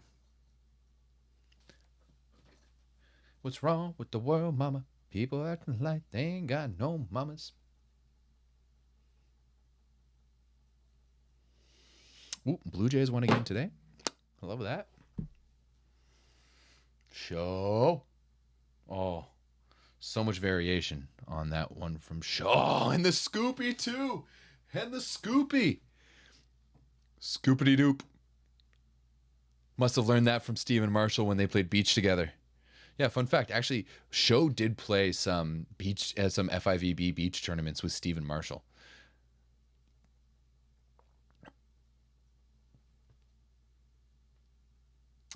Yeah, passing not really known as the African nation team strengths. Because, bro, if someone can go in and teach the African teams, oh, Show, that's a big foot fault. If they can go in and teach the African teams how to pass, it might be game over. Like the physicality of the athletes that you have in Africa, like it's just a continent full of Namori Ketas. You know, it's the same thing as like in like soccer, or like football, where you've got all these African nations who are so athletic, and yet do they just can't figure out. Um, Also, I forgot. I didn't see that June was being like Red Bull. No, this is not Red Bull. It's the quite opposite of Red Bull. Mm-hmm. Luke, I agree, buddy. I really agree. I messaged him and I was like, "Fuck yeah, love to see you in the jersey again." It just does feel right. Another ace by Canada. Yikes. This this is starting to be what we expected. 13 aces for Canada here in this first match. 6 for Finn, 3 for Show, 3 for Hogue. Oh, just another one.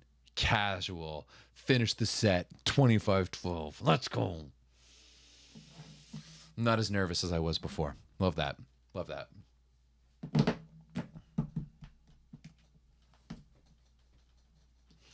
Yeah, Libya is just, I mean, like they were going a little like they're playing a little bit outside of their minds and outside of their bodies in that first set, and everything is just slowed down just a little bit, you know. A little bit of this, a little bit of that. Yeah, 13 aces in 3 sets because Libya can't pass the ball. Like what?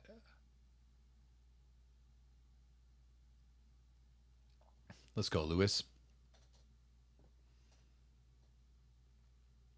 Yeah, that's fucking 25-12. That's what I was expecting. Okay. Although I will say, I'll be the first to admit, I was very unfair to Libya. Libya, I was not aware of your game. However, you're still going to lose this one 3-1. I was hoping to be in bed almost by now. Maybe in bed reading my book. A little bit of Margaret Atwood. This site is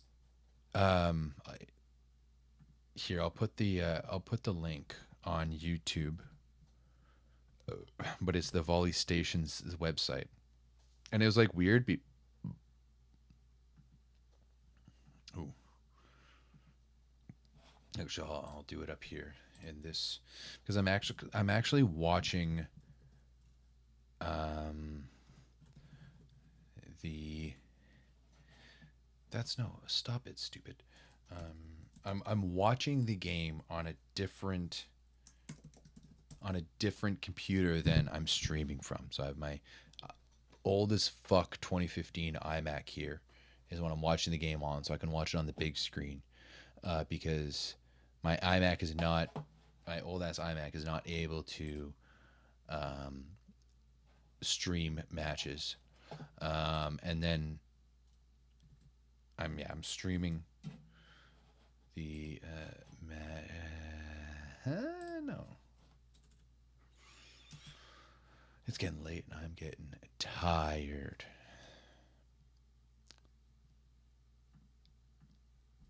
Oh, okay. Well, whatever. Fuck it. We'll go back to this here.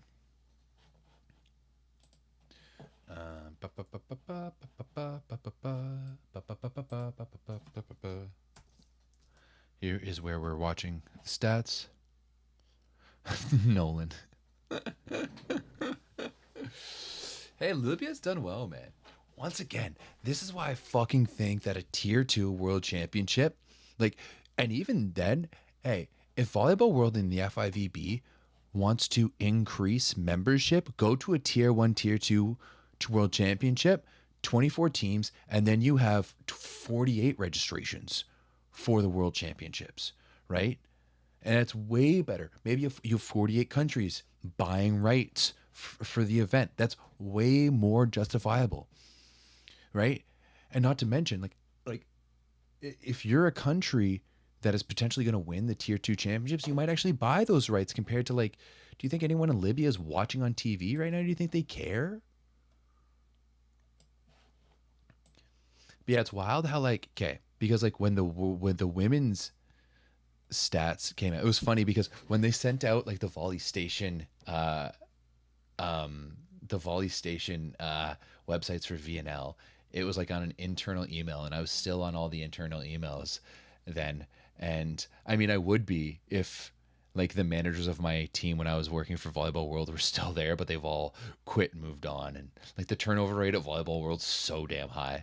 But they were like, for internal use only. And I was like, if you just search VNL Volley Station, like this is the exact first thing that popped up. Like people in the Discord had found those stats websites before I had gotten that email from Volleyball World. And then I was asking some people within like Volley Station and stuff like that, and they're like, yeah, there is a site, but we can't share it with you. It's for internal use only. And then all I had to do was ask one stats person from one team. They're like, yeah, for sure, here it goes. But like the women's was like all different, whereas the men's, oh my god, show, let's go.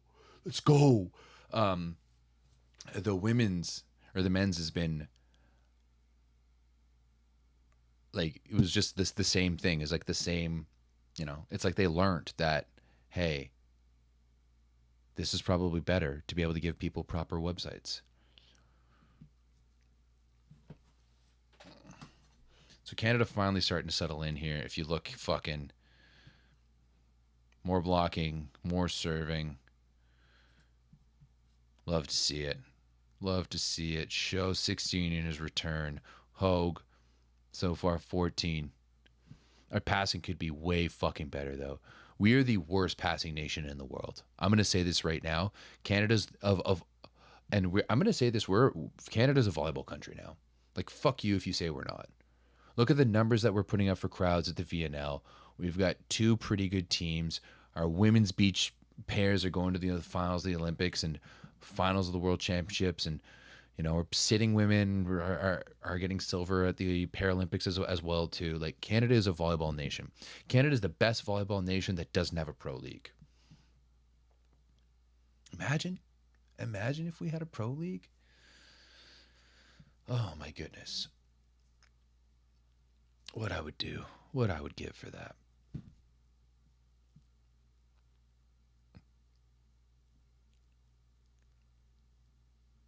What do you guys think is harder? Do you guys think is it harder to serve aces, or is it harder to get blocks?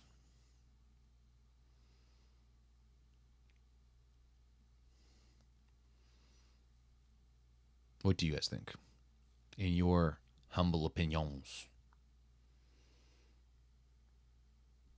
Yeah, Hoagie. Hoagie Hogue. Nick Hogue. I mean, the Hogues are pretty much the first family of Canadian volleyball.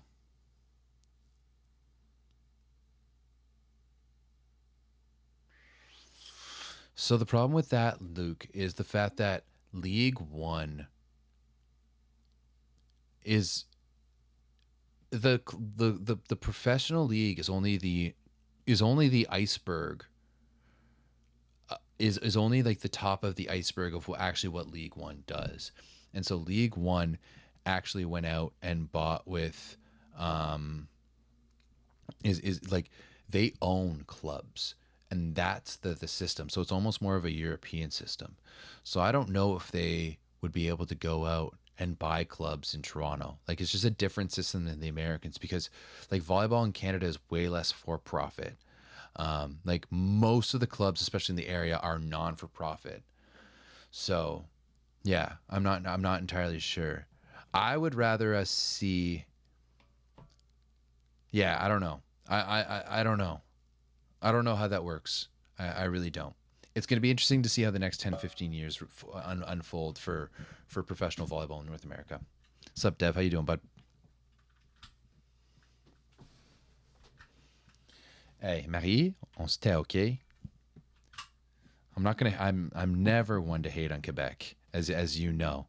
As a French Canadian myself, I'm a big lover of all of Quebec, of Quebecois culture, the people. While my great grandparents were Quebecois, I am not myself Quebecois.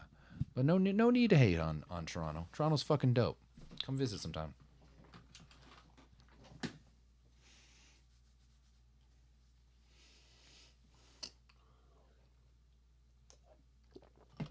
Also, if you guys aren't following Volleyball Coverage Channel on Instagram, you're missing out. Oh, there we go. Shut them down.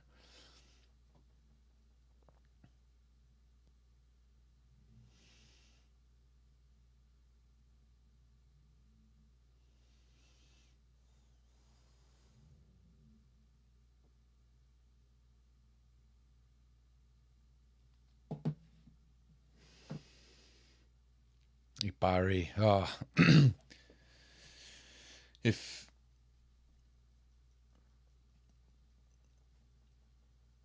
Yeah, no, this game is definitely over. There's no doubt about it. Like, we've the thing is it's so hard. Like, Libya, like, if we're gonna look this up,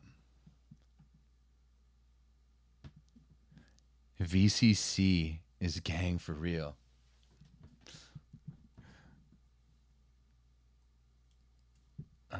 Flash.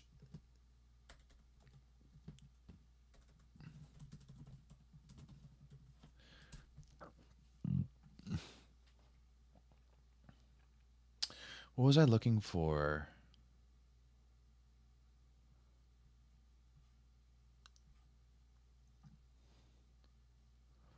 I don't know why. Oh, yeah, Libya. This is what I wanted. I wanted to pull up Libya volleyball. Because when you're looking at them, like, these bros haven't played since like fucking 2023. Officially, they got a few. Played Tunisia and a few friendlies here, but that's about it.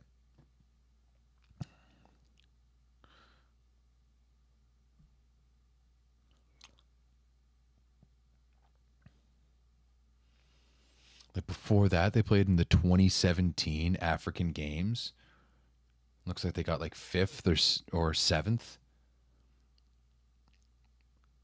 Oh, Scoopy Scoop. Oh, that was a great pickup. Yeah, Jackson gets it back. Let's go. But like Libya out here, like this matchup here, they beat Cameroon for third at the in the African Championship. Oh, that didn't lost to Algeria.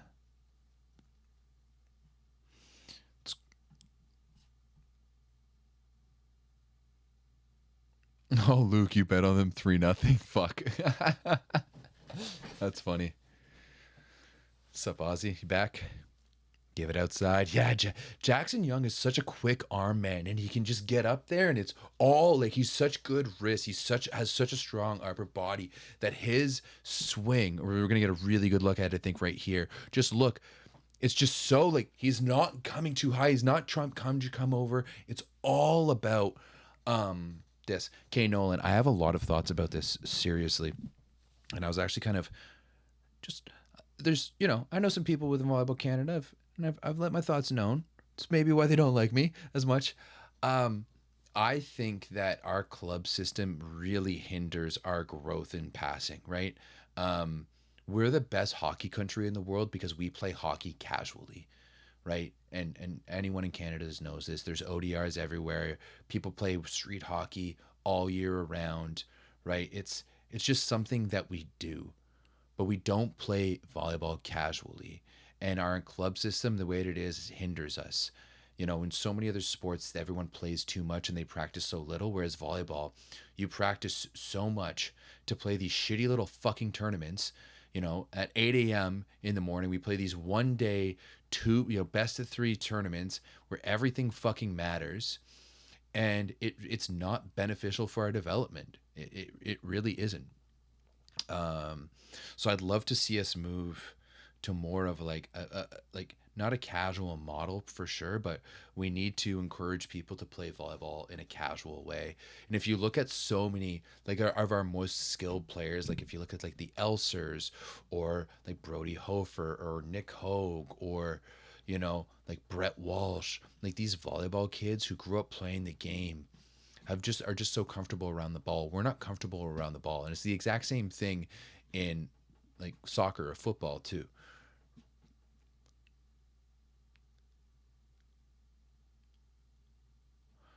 This Peruvian ref is an idiot. Actually, I shouldn't say that. That's probably gonna get me in trouble. But I've seen like there's been so many times where I've seen him just mess up calls. Wait, is this the Peruvian guy? Maybe this is not the guy I'm thinking of. I mean, they can't pull my pass again, so no block touch. That was like right through there. But yeah, I just think that in Canada we don't play enough volleyball. Mexican.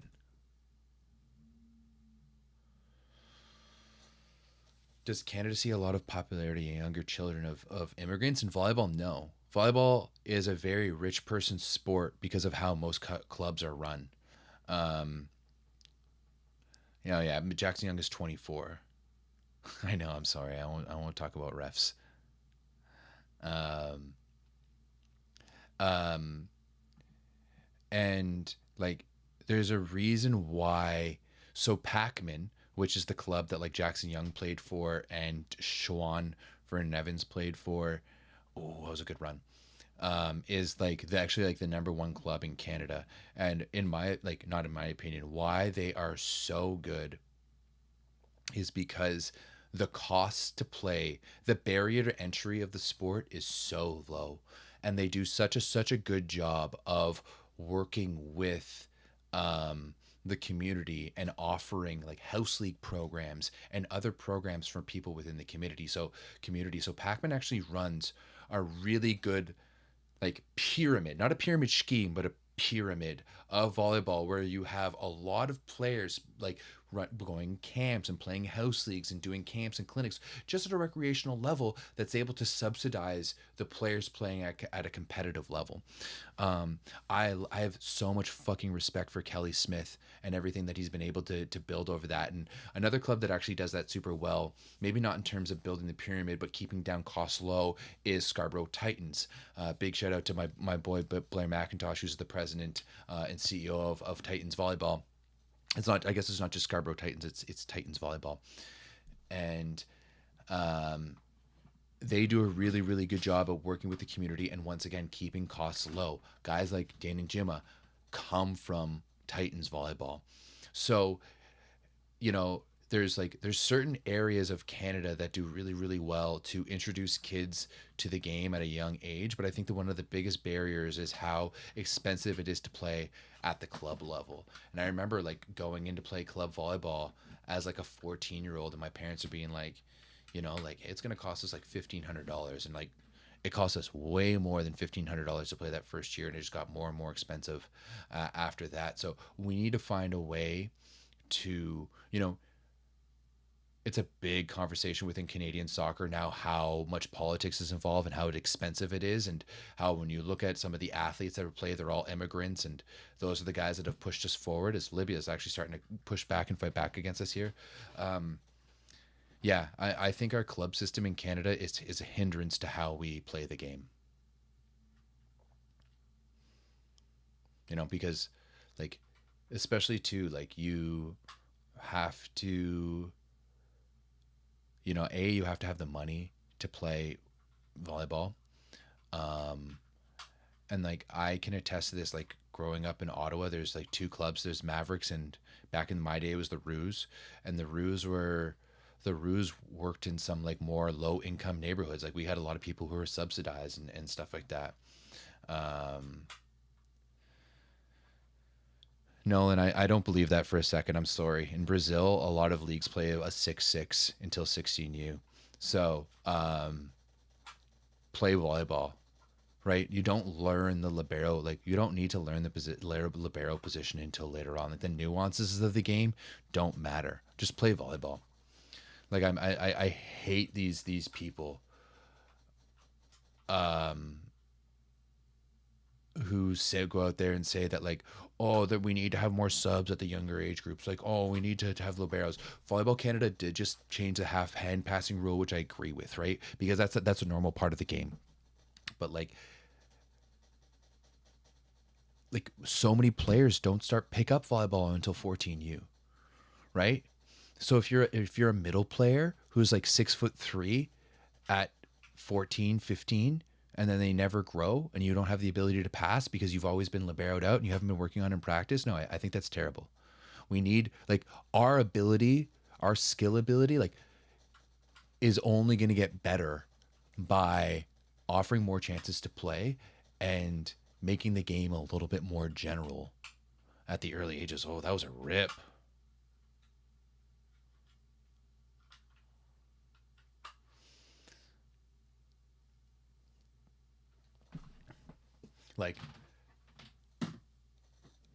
Like I remember watching Justin Louis. Like Justin Louis played for a baller 14U team that won provincials and I think won nationals too.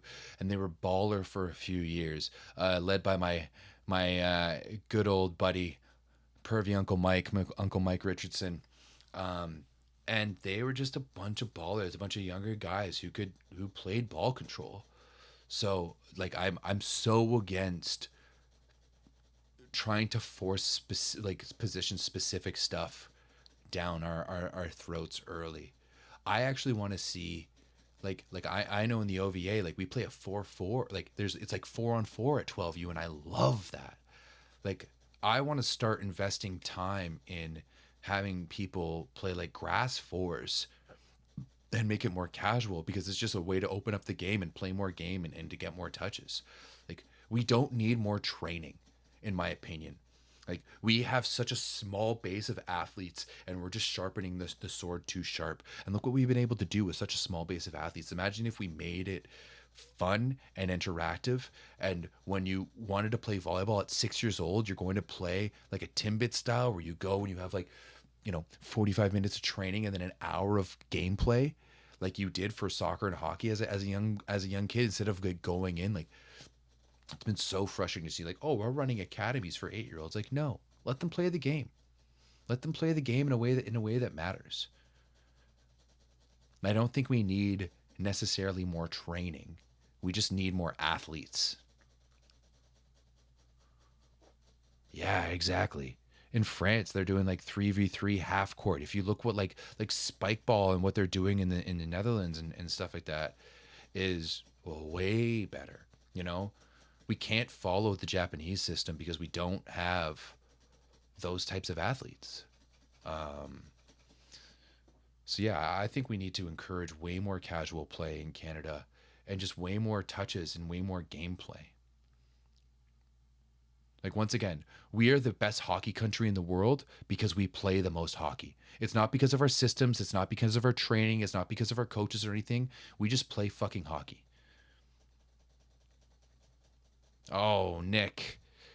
Nick, Nick, Nick.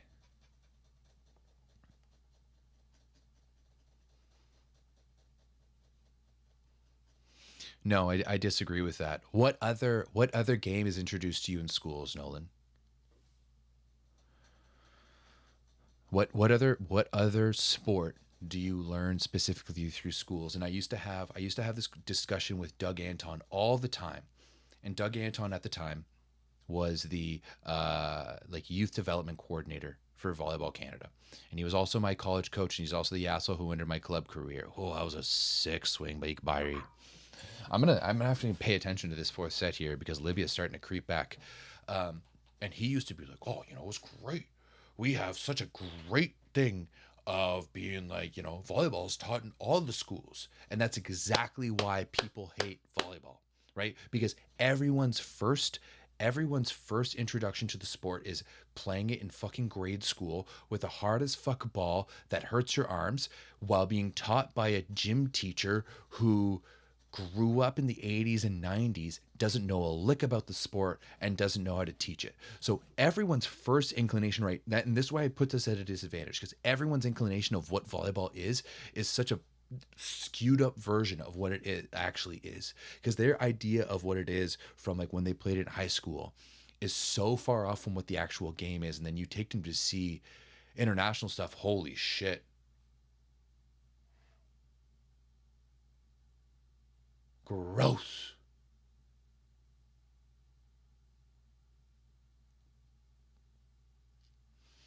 Luke just got demolished there on that block. Nowhere near. Um, but yeah, we just got like we rely on these idiot gym teachers who aren't up to date to teach the game. There's no way that you can introduce this game. Yeah, I think that we can introduce it in a better way, but it has to be done through clubs, right? It has to be done through um, like professionals and not gym teachers. Okay, like we need to teach the games in the community, like they do with soccer, like we do with hockey, like we do with basketball, right? It's like we can't rely on overworked gym teachers to teach the game, right? And I know this because back when I was in Ottawa, one of my big things was like, hey, if we teach the gym teachers about volleyball, then they can teach the kids and we'll be better. I was trying to give free lessons to gym teachers and they don't want to. Right? They've got so many other things. Do you think they give a shit about teaching volleyball the right way? No, they just want to fucking mark it off. Right? So that's why clubs need to do a lot better job of not just focusing on club volleyball and building up. Oh, shout out to Mr. Louis there in the crowd. Big fan of his. We need to do a lot better job of teaching the game at a younger age group in Canada. That's all I'm going to say about that.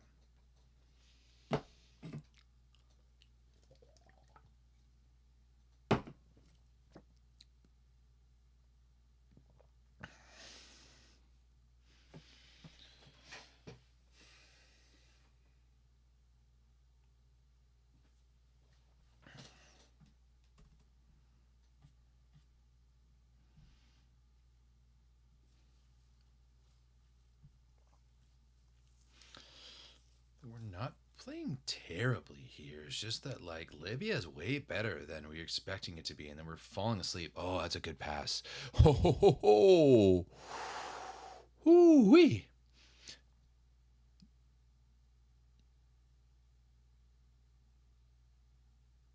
Yeah, for sure it is. Especially after they've played it shittily in high school in school. Right? So we need to show them way more. But like it's it's not club volleyball. They just need to be on a team. It needs to be Timbits volleyball, you know? The Timbits volleyball. LVC Fire in London actually does a really good job about that, but no one else, or they used to. I'm not entirely sure. Also, Kenny, I fucking love high school volleyball. I want to go to an offset this year just to watch it. I love, like, I think it's such a good opportunity for those guys to go out there. Yeah, volleyball has a way higher skill threshold. There's no doubt about it. It's super easy to teach kids how to like in any other sport like basketball and soccer especially, everyone knows how to run, jump, catch and throw. Right? That's the basis of every sport. Like passing a volleyball isn't a um isn't a natural movement. Falling a volleyball is not a natural movement. Hitting a volleyball is not a natural movement. It's the most natural movement, but still. Um, so that's why we need to teach it. And yeah, but Kenny, that's exactly the point, right? We're just like it's just a toss up. Do you have a coach or gym teacher who knows how to teach the game?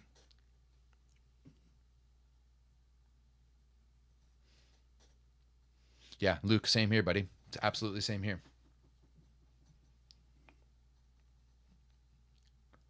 Oh, Kenny, are you from Freddie? Is it ESA that hosts it?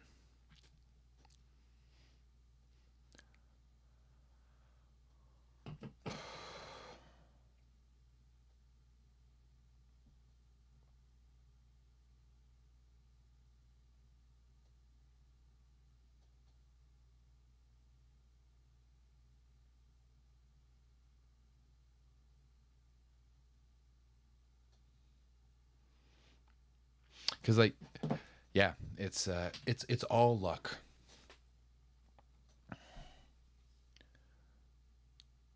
Yeah, no.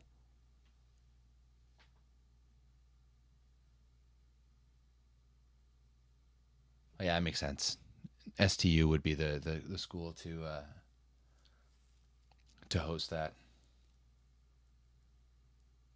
Hogue does need to nail that flow serve 100%. Um, I'm a big because is Henri Malès still at STU? Eric Moffat, those boys. Fuck man,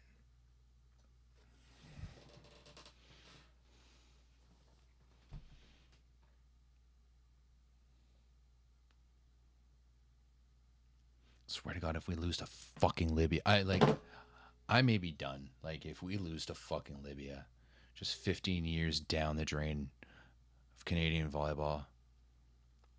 That's a net violation. Yeah, let's go, Jackson Young.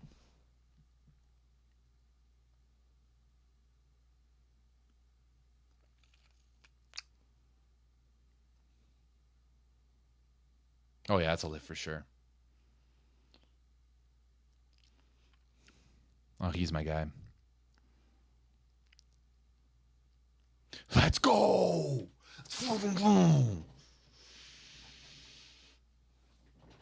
Where's Moffat? Me and Ahim Malek coached a we coached Ben Harper, Stephen Harper's son in at the 2012 Canada or Ontario Winter Games for Region 6. Let's see how many Canadians have had aces. Um, Danon's had one, Nick's had four, Shows had three, Jackson now has one, and Finn has six. 15 aces for Canada overall. The big problem is just our fucking serve receive. There's no way we should be passing fucking 18% perfect and 38% positive against goddamn Libya.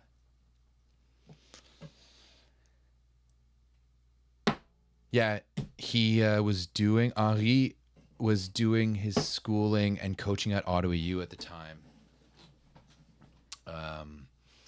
And then before he moved back to NB. So I mean, I got a lot of respect for what Henri did with like you know, ESA and Ecole Saint Anne and like a bunch of that stuff. Ah, tabarnak! Yeah.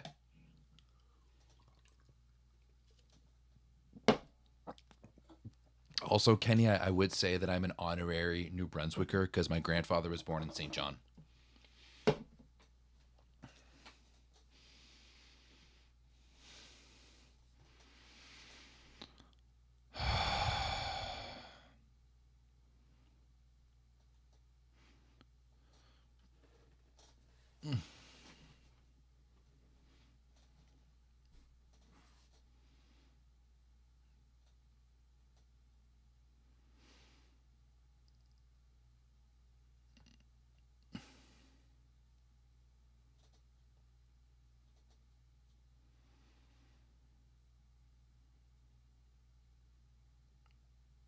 Let's go. Let's go. Let's go. Run, Kofi. What are we doing?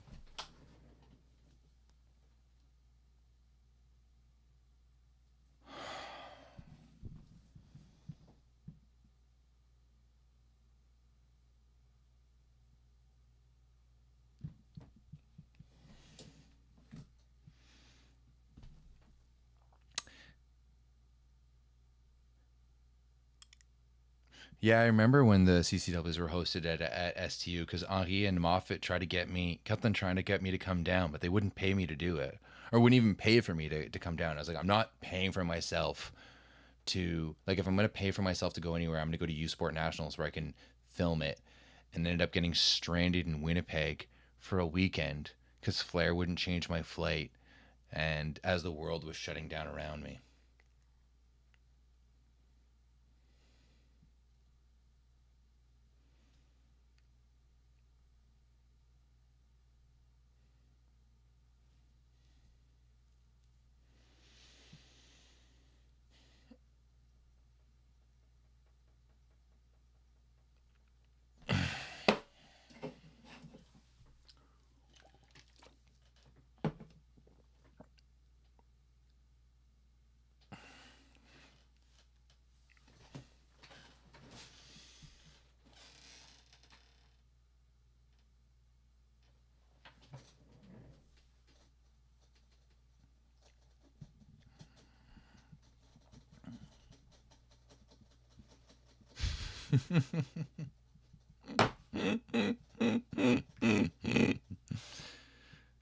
Okay, finish it now. Finish it now. Finish it now.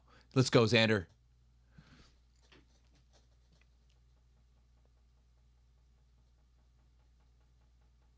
Sw-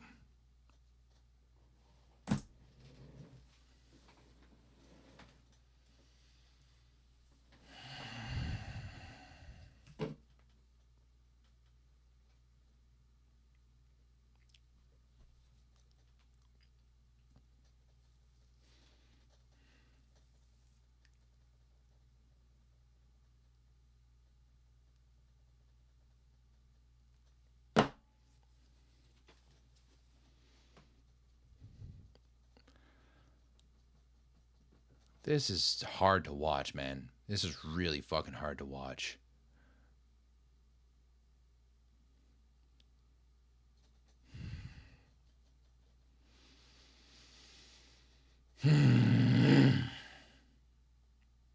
I mean, at this point, I'm probably gonna fucking watch Turkey versus Japan because I'm way too pissed off to go to sleep. Come on, Nick, just fucking finish it. Serve an ace and get this fucking over with. This is terrible.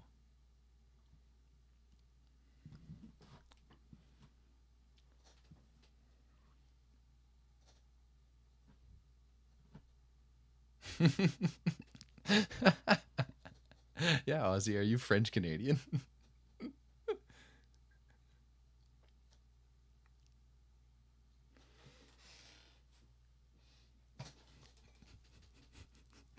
He's like literally the exact like quite literally the opposite of French Canadian in so many ways.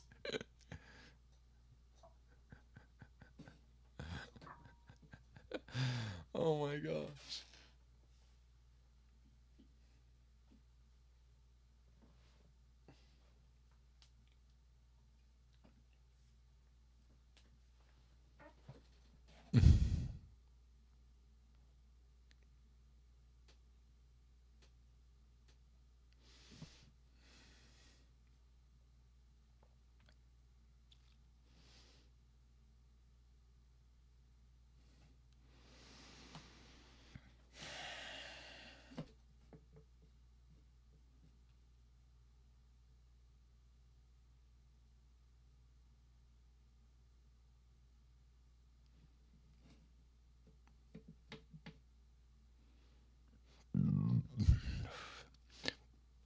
Québécois swear words are, I love them. Acide calice. Ah, ben oui, tabarnak. Bro, what is like Libya's scoring in this fucking, like, once again, I just like remembered we're playing Libya right now. Like, that's wild. So Mohammed has 7 in this set. He's 7 for 10.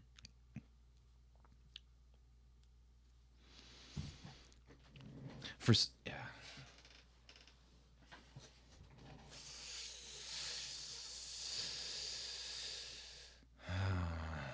My God.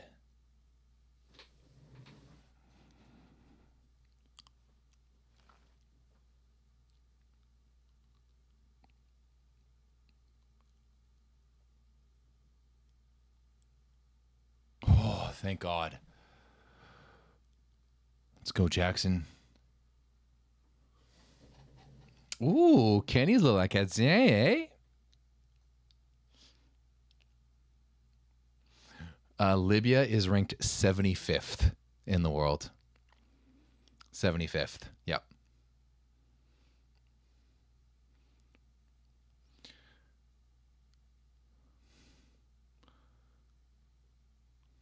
All the Filipino fans have finally showed up, eh? Finally no longer in the fan zone and starting to hang out. Let's go finish this, thank God.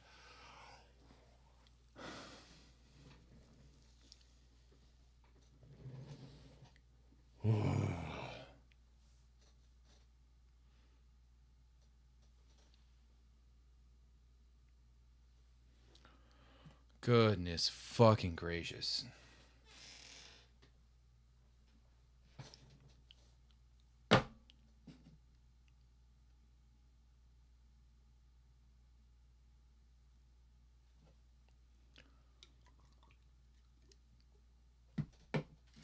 What is happening?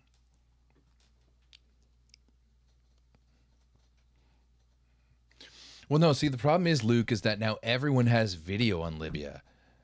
And everyone knows that the Ikhtaris are good. Luke, are you Filipino? Do you have some insight that I don't?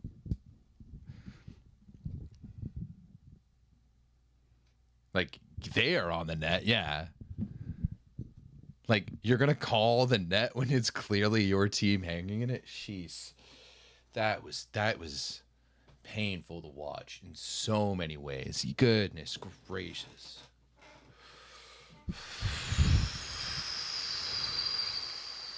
Okay, first and foremost, though, Libya, great job. Great job. I'm sorry. I underestimated you. I didn't think you were able to know that you guys would play like this, and you guys came out and balled. Truly, Libya, all the ups to you. You guys were fantastic. And yeah. Where's this? Did this sound just go, or is it just me?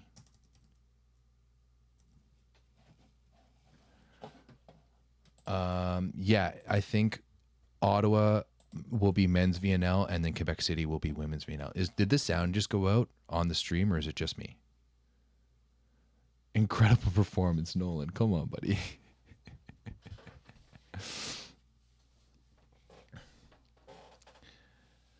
Okay, no, there's my sound back. Kenny, come hang out, baby. There was a dude who I met who had came from New Zealand, and he, I forget his name, but he came all the way from New Zealand to watch his first VNL, and he was a fan of the show, and that was really cool. That was really cool. Um, but yeah, Kenny, come to Ottawa. I mean, it's gonna be like women's is gonna be in Quebec City, but yeah, in Ottawa, like Ottawa in early June is a really nice time to visit. There's so much to do. Like the city is really pretty. The weather is really nice. Like if like Kenny, I don't know how old you are and stuff, but here's okay. I'm gonna listen to this interview.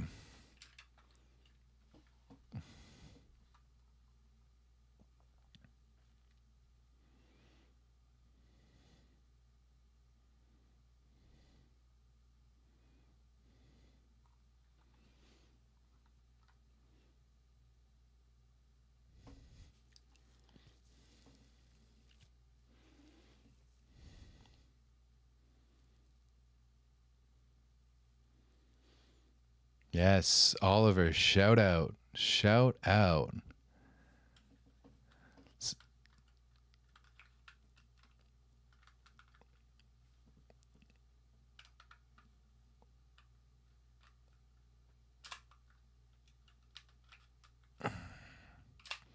Big ups though for Libya, man. They really shout out. Like they came out and balled. They made it really, really hard.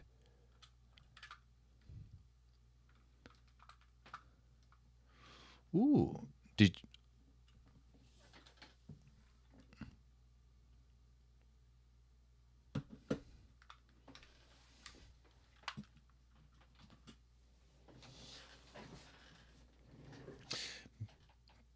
but yeah, I would fully suggest to go to Ottawa VNL. I think it's a great time.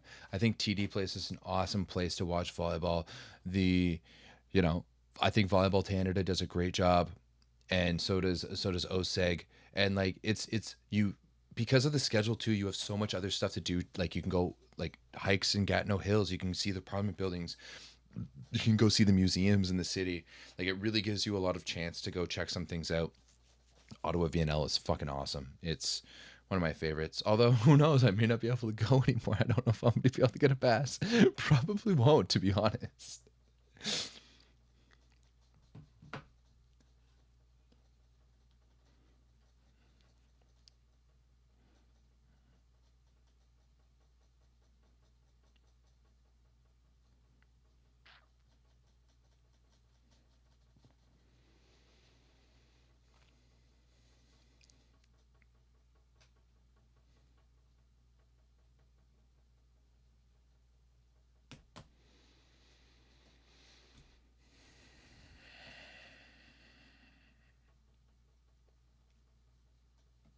Yeah, we're gonna have to be way, way, way better.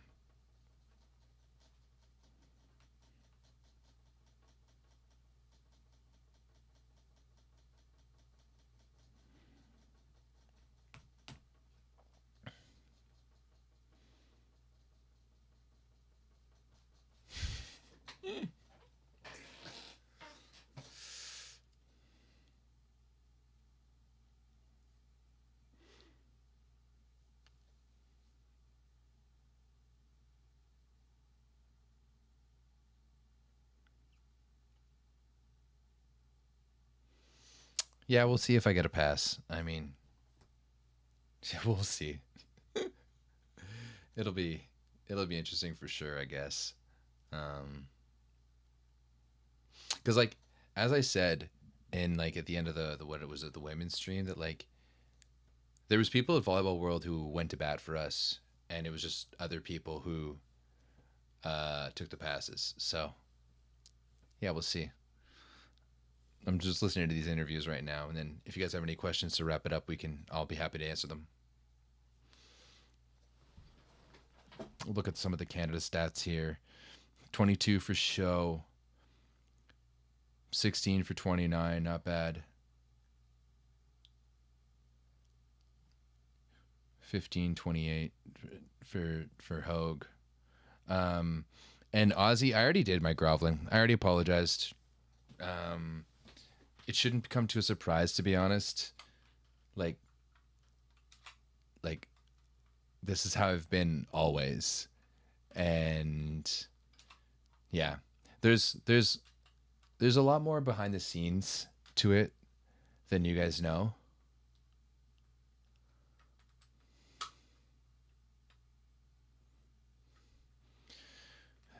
Kenny, that's probably not at this point. No, like I haven't heard from Rob since Chicago, um, so that's his choice and his prerogative, and you know, it just is how it is. You know, like it just is how how things went. Um, it's oh, I want to hear this interview with Lewis, and then I can answer that question.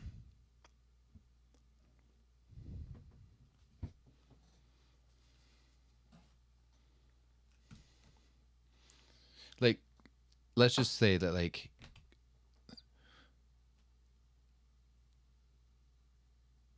yeah, it's like Rob wasn't mad about, like, the comments and stuff like that. Um,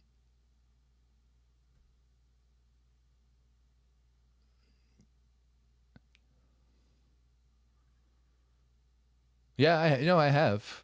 Like, guys, like, I'll be honest. I'm not like I'm not like going to like agree like I've done what I can to be able to make those things happen. Like this is completely on him, but also like Volleyball Source existed before Rob and will continue to exist after Rob. Right? I've been working on Volleyball Source for 15 years. Rob joined in 2011, 2021. So he's been around for 5 years, right? So it's not like I reached out in the past to be like, hey, do you want to do it? And he was like, nope, I still need some time. And yeah, it's really, it's really not up to me. It's up to his choice. Uh, but also at the same time, like at this point, he doesn't just get to like show back up and be like, okay, like we're doing this again, and act like he hasn't, been around for all of this stuff, and there's like stuff that goes deeper. Like there's, plenty of things that, you know, yeah, like everyone, like a lot of people here are new to Volleyball Source, but Volleyball Source has been around since 2010. I started working with them basically right from the beginning. Like I didn't own it from the beginning. Someone else started it, and I started as a writer, right? Rob was a member of the Discord. He's not an OG member of the Discord either.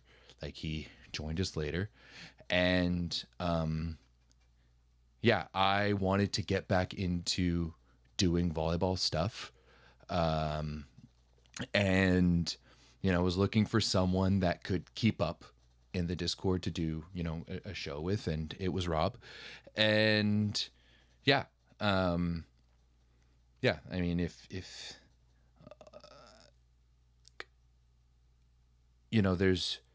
there is a bit of a pattern here. Rob has done a lot in volleyball that he no longer does, right? Like he used to do the European volleyball show that is no longer around. He used to commentate for the CEV, which he no longer does. He commentated twice he got two opportunities to commentate for Volleyball World, which he no longer does either. So it, and that's not because of his skill or anything or his ability to talk about the game. And yeah, and I fully agree. Like I also don't know if there's anyone that I could do like the 9x9 will only ever be Rob and I, right? Like if I was to reboot another show, like if Dan came back or whatever it may be, like the 9x9 will only ever be Rob and I. But you know, um, yeah, there just needs to be an understanding of reality, especially when, volleyball source has been something that I've done for a long, long time. Um, and spent a lot of money on, paying for myself to go to events and stuff like that. And, the reality is that like volleyball source is not going to be a moneymaker. And at the end of the day, like I'm the one that speaks for volleyball source. So yeah, like Rob and I had discussed things in Chicago, and if he wanted to come back, he would. And he doesn't want to, and I'm not going to go and beg him to come back. That's his own prerogative, and yeah, that is what it is. So yeah, if like it just is what it is. We're gonna keep on trucking and keep on doing. Like I'm just gonna keep on doing me and what I do, and keep on evolving and growing. And at a certain point, like that door will be shut, right? Because yeah, like it's just I'm not gonna sit around and wait forever. So yeah, like I like trust me, like I wanted to continue doing the 9x9. I wanted to continue doing it with Rob. I agree that there was like it was it was special, and it was a lot of fun, and I do have uh I do have like a lot of love for Rob, but sometimes there's just certain realities that can't be overlooked, let's say. Um, and like I don't really want to go into it too much. So, uh, yeah, it is just what it is. What it is.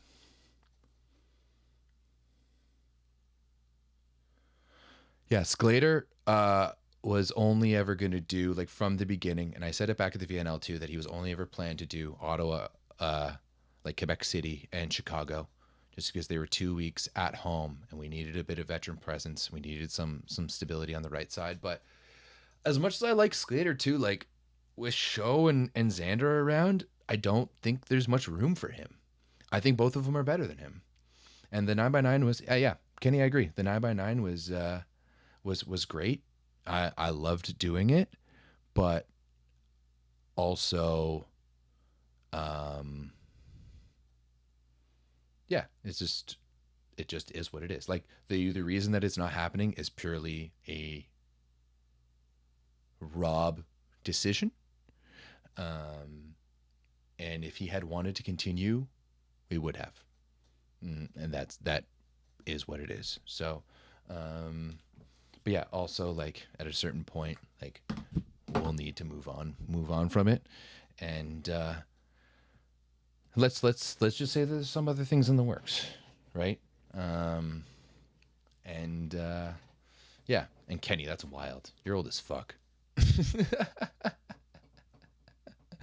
Wait, Kenny, where in Freddie are you from, or where in NB are you from?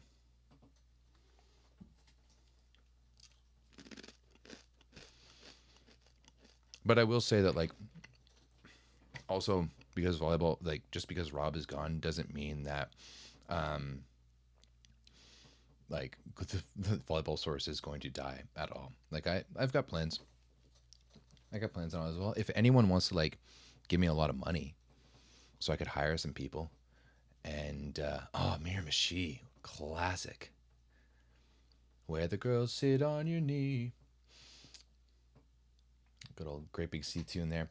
Um, but yeah, if anyone knows anyone with a lot of money who wants to give me like $250,000 to like $500,000 to build a business that will sustain for 3 to 5 years, that'd be great. That'd be awesome. So yeah.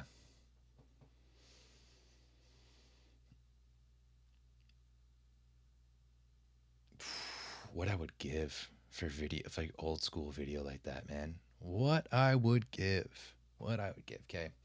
Um, everyone, appreciate you. No, no, no. I said a quarter of a milli to half a milli, and I mean it's um to be honest, like volleyball source the like this isn't like making money in volleyball in a media sense is not realistic long term, and it would need to be supplemented with some other things, like some events and some other stuff as well. Um, I like, yeah, I'm I have ideas and plans. Like I've been around this sport for a long time, longer than most. Like I started working for Volleyball Canada in like what 2010, 2011. And yeah, I know this game really well. And if people like the people at Volleyball World would actually listen to me, the sport would get better. I fully believe that, especially now. Um, and let's just say that the live streams like Norseca, there's there might be some live streams sooner rather than later. Let's just say there might be some live streams sooner rather than later. Not necessarily of like international ball, but there just might be some live streams sooner rather than later. And hopefully you all will want to watch along.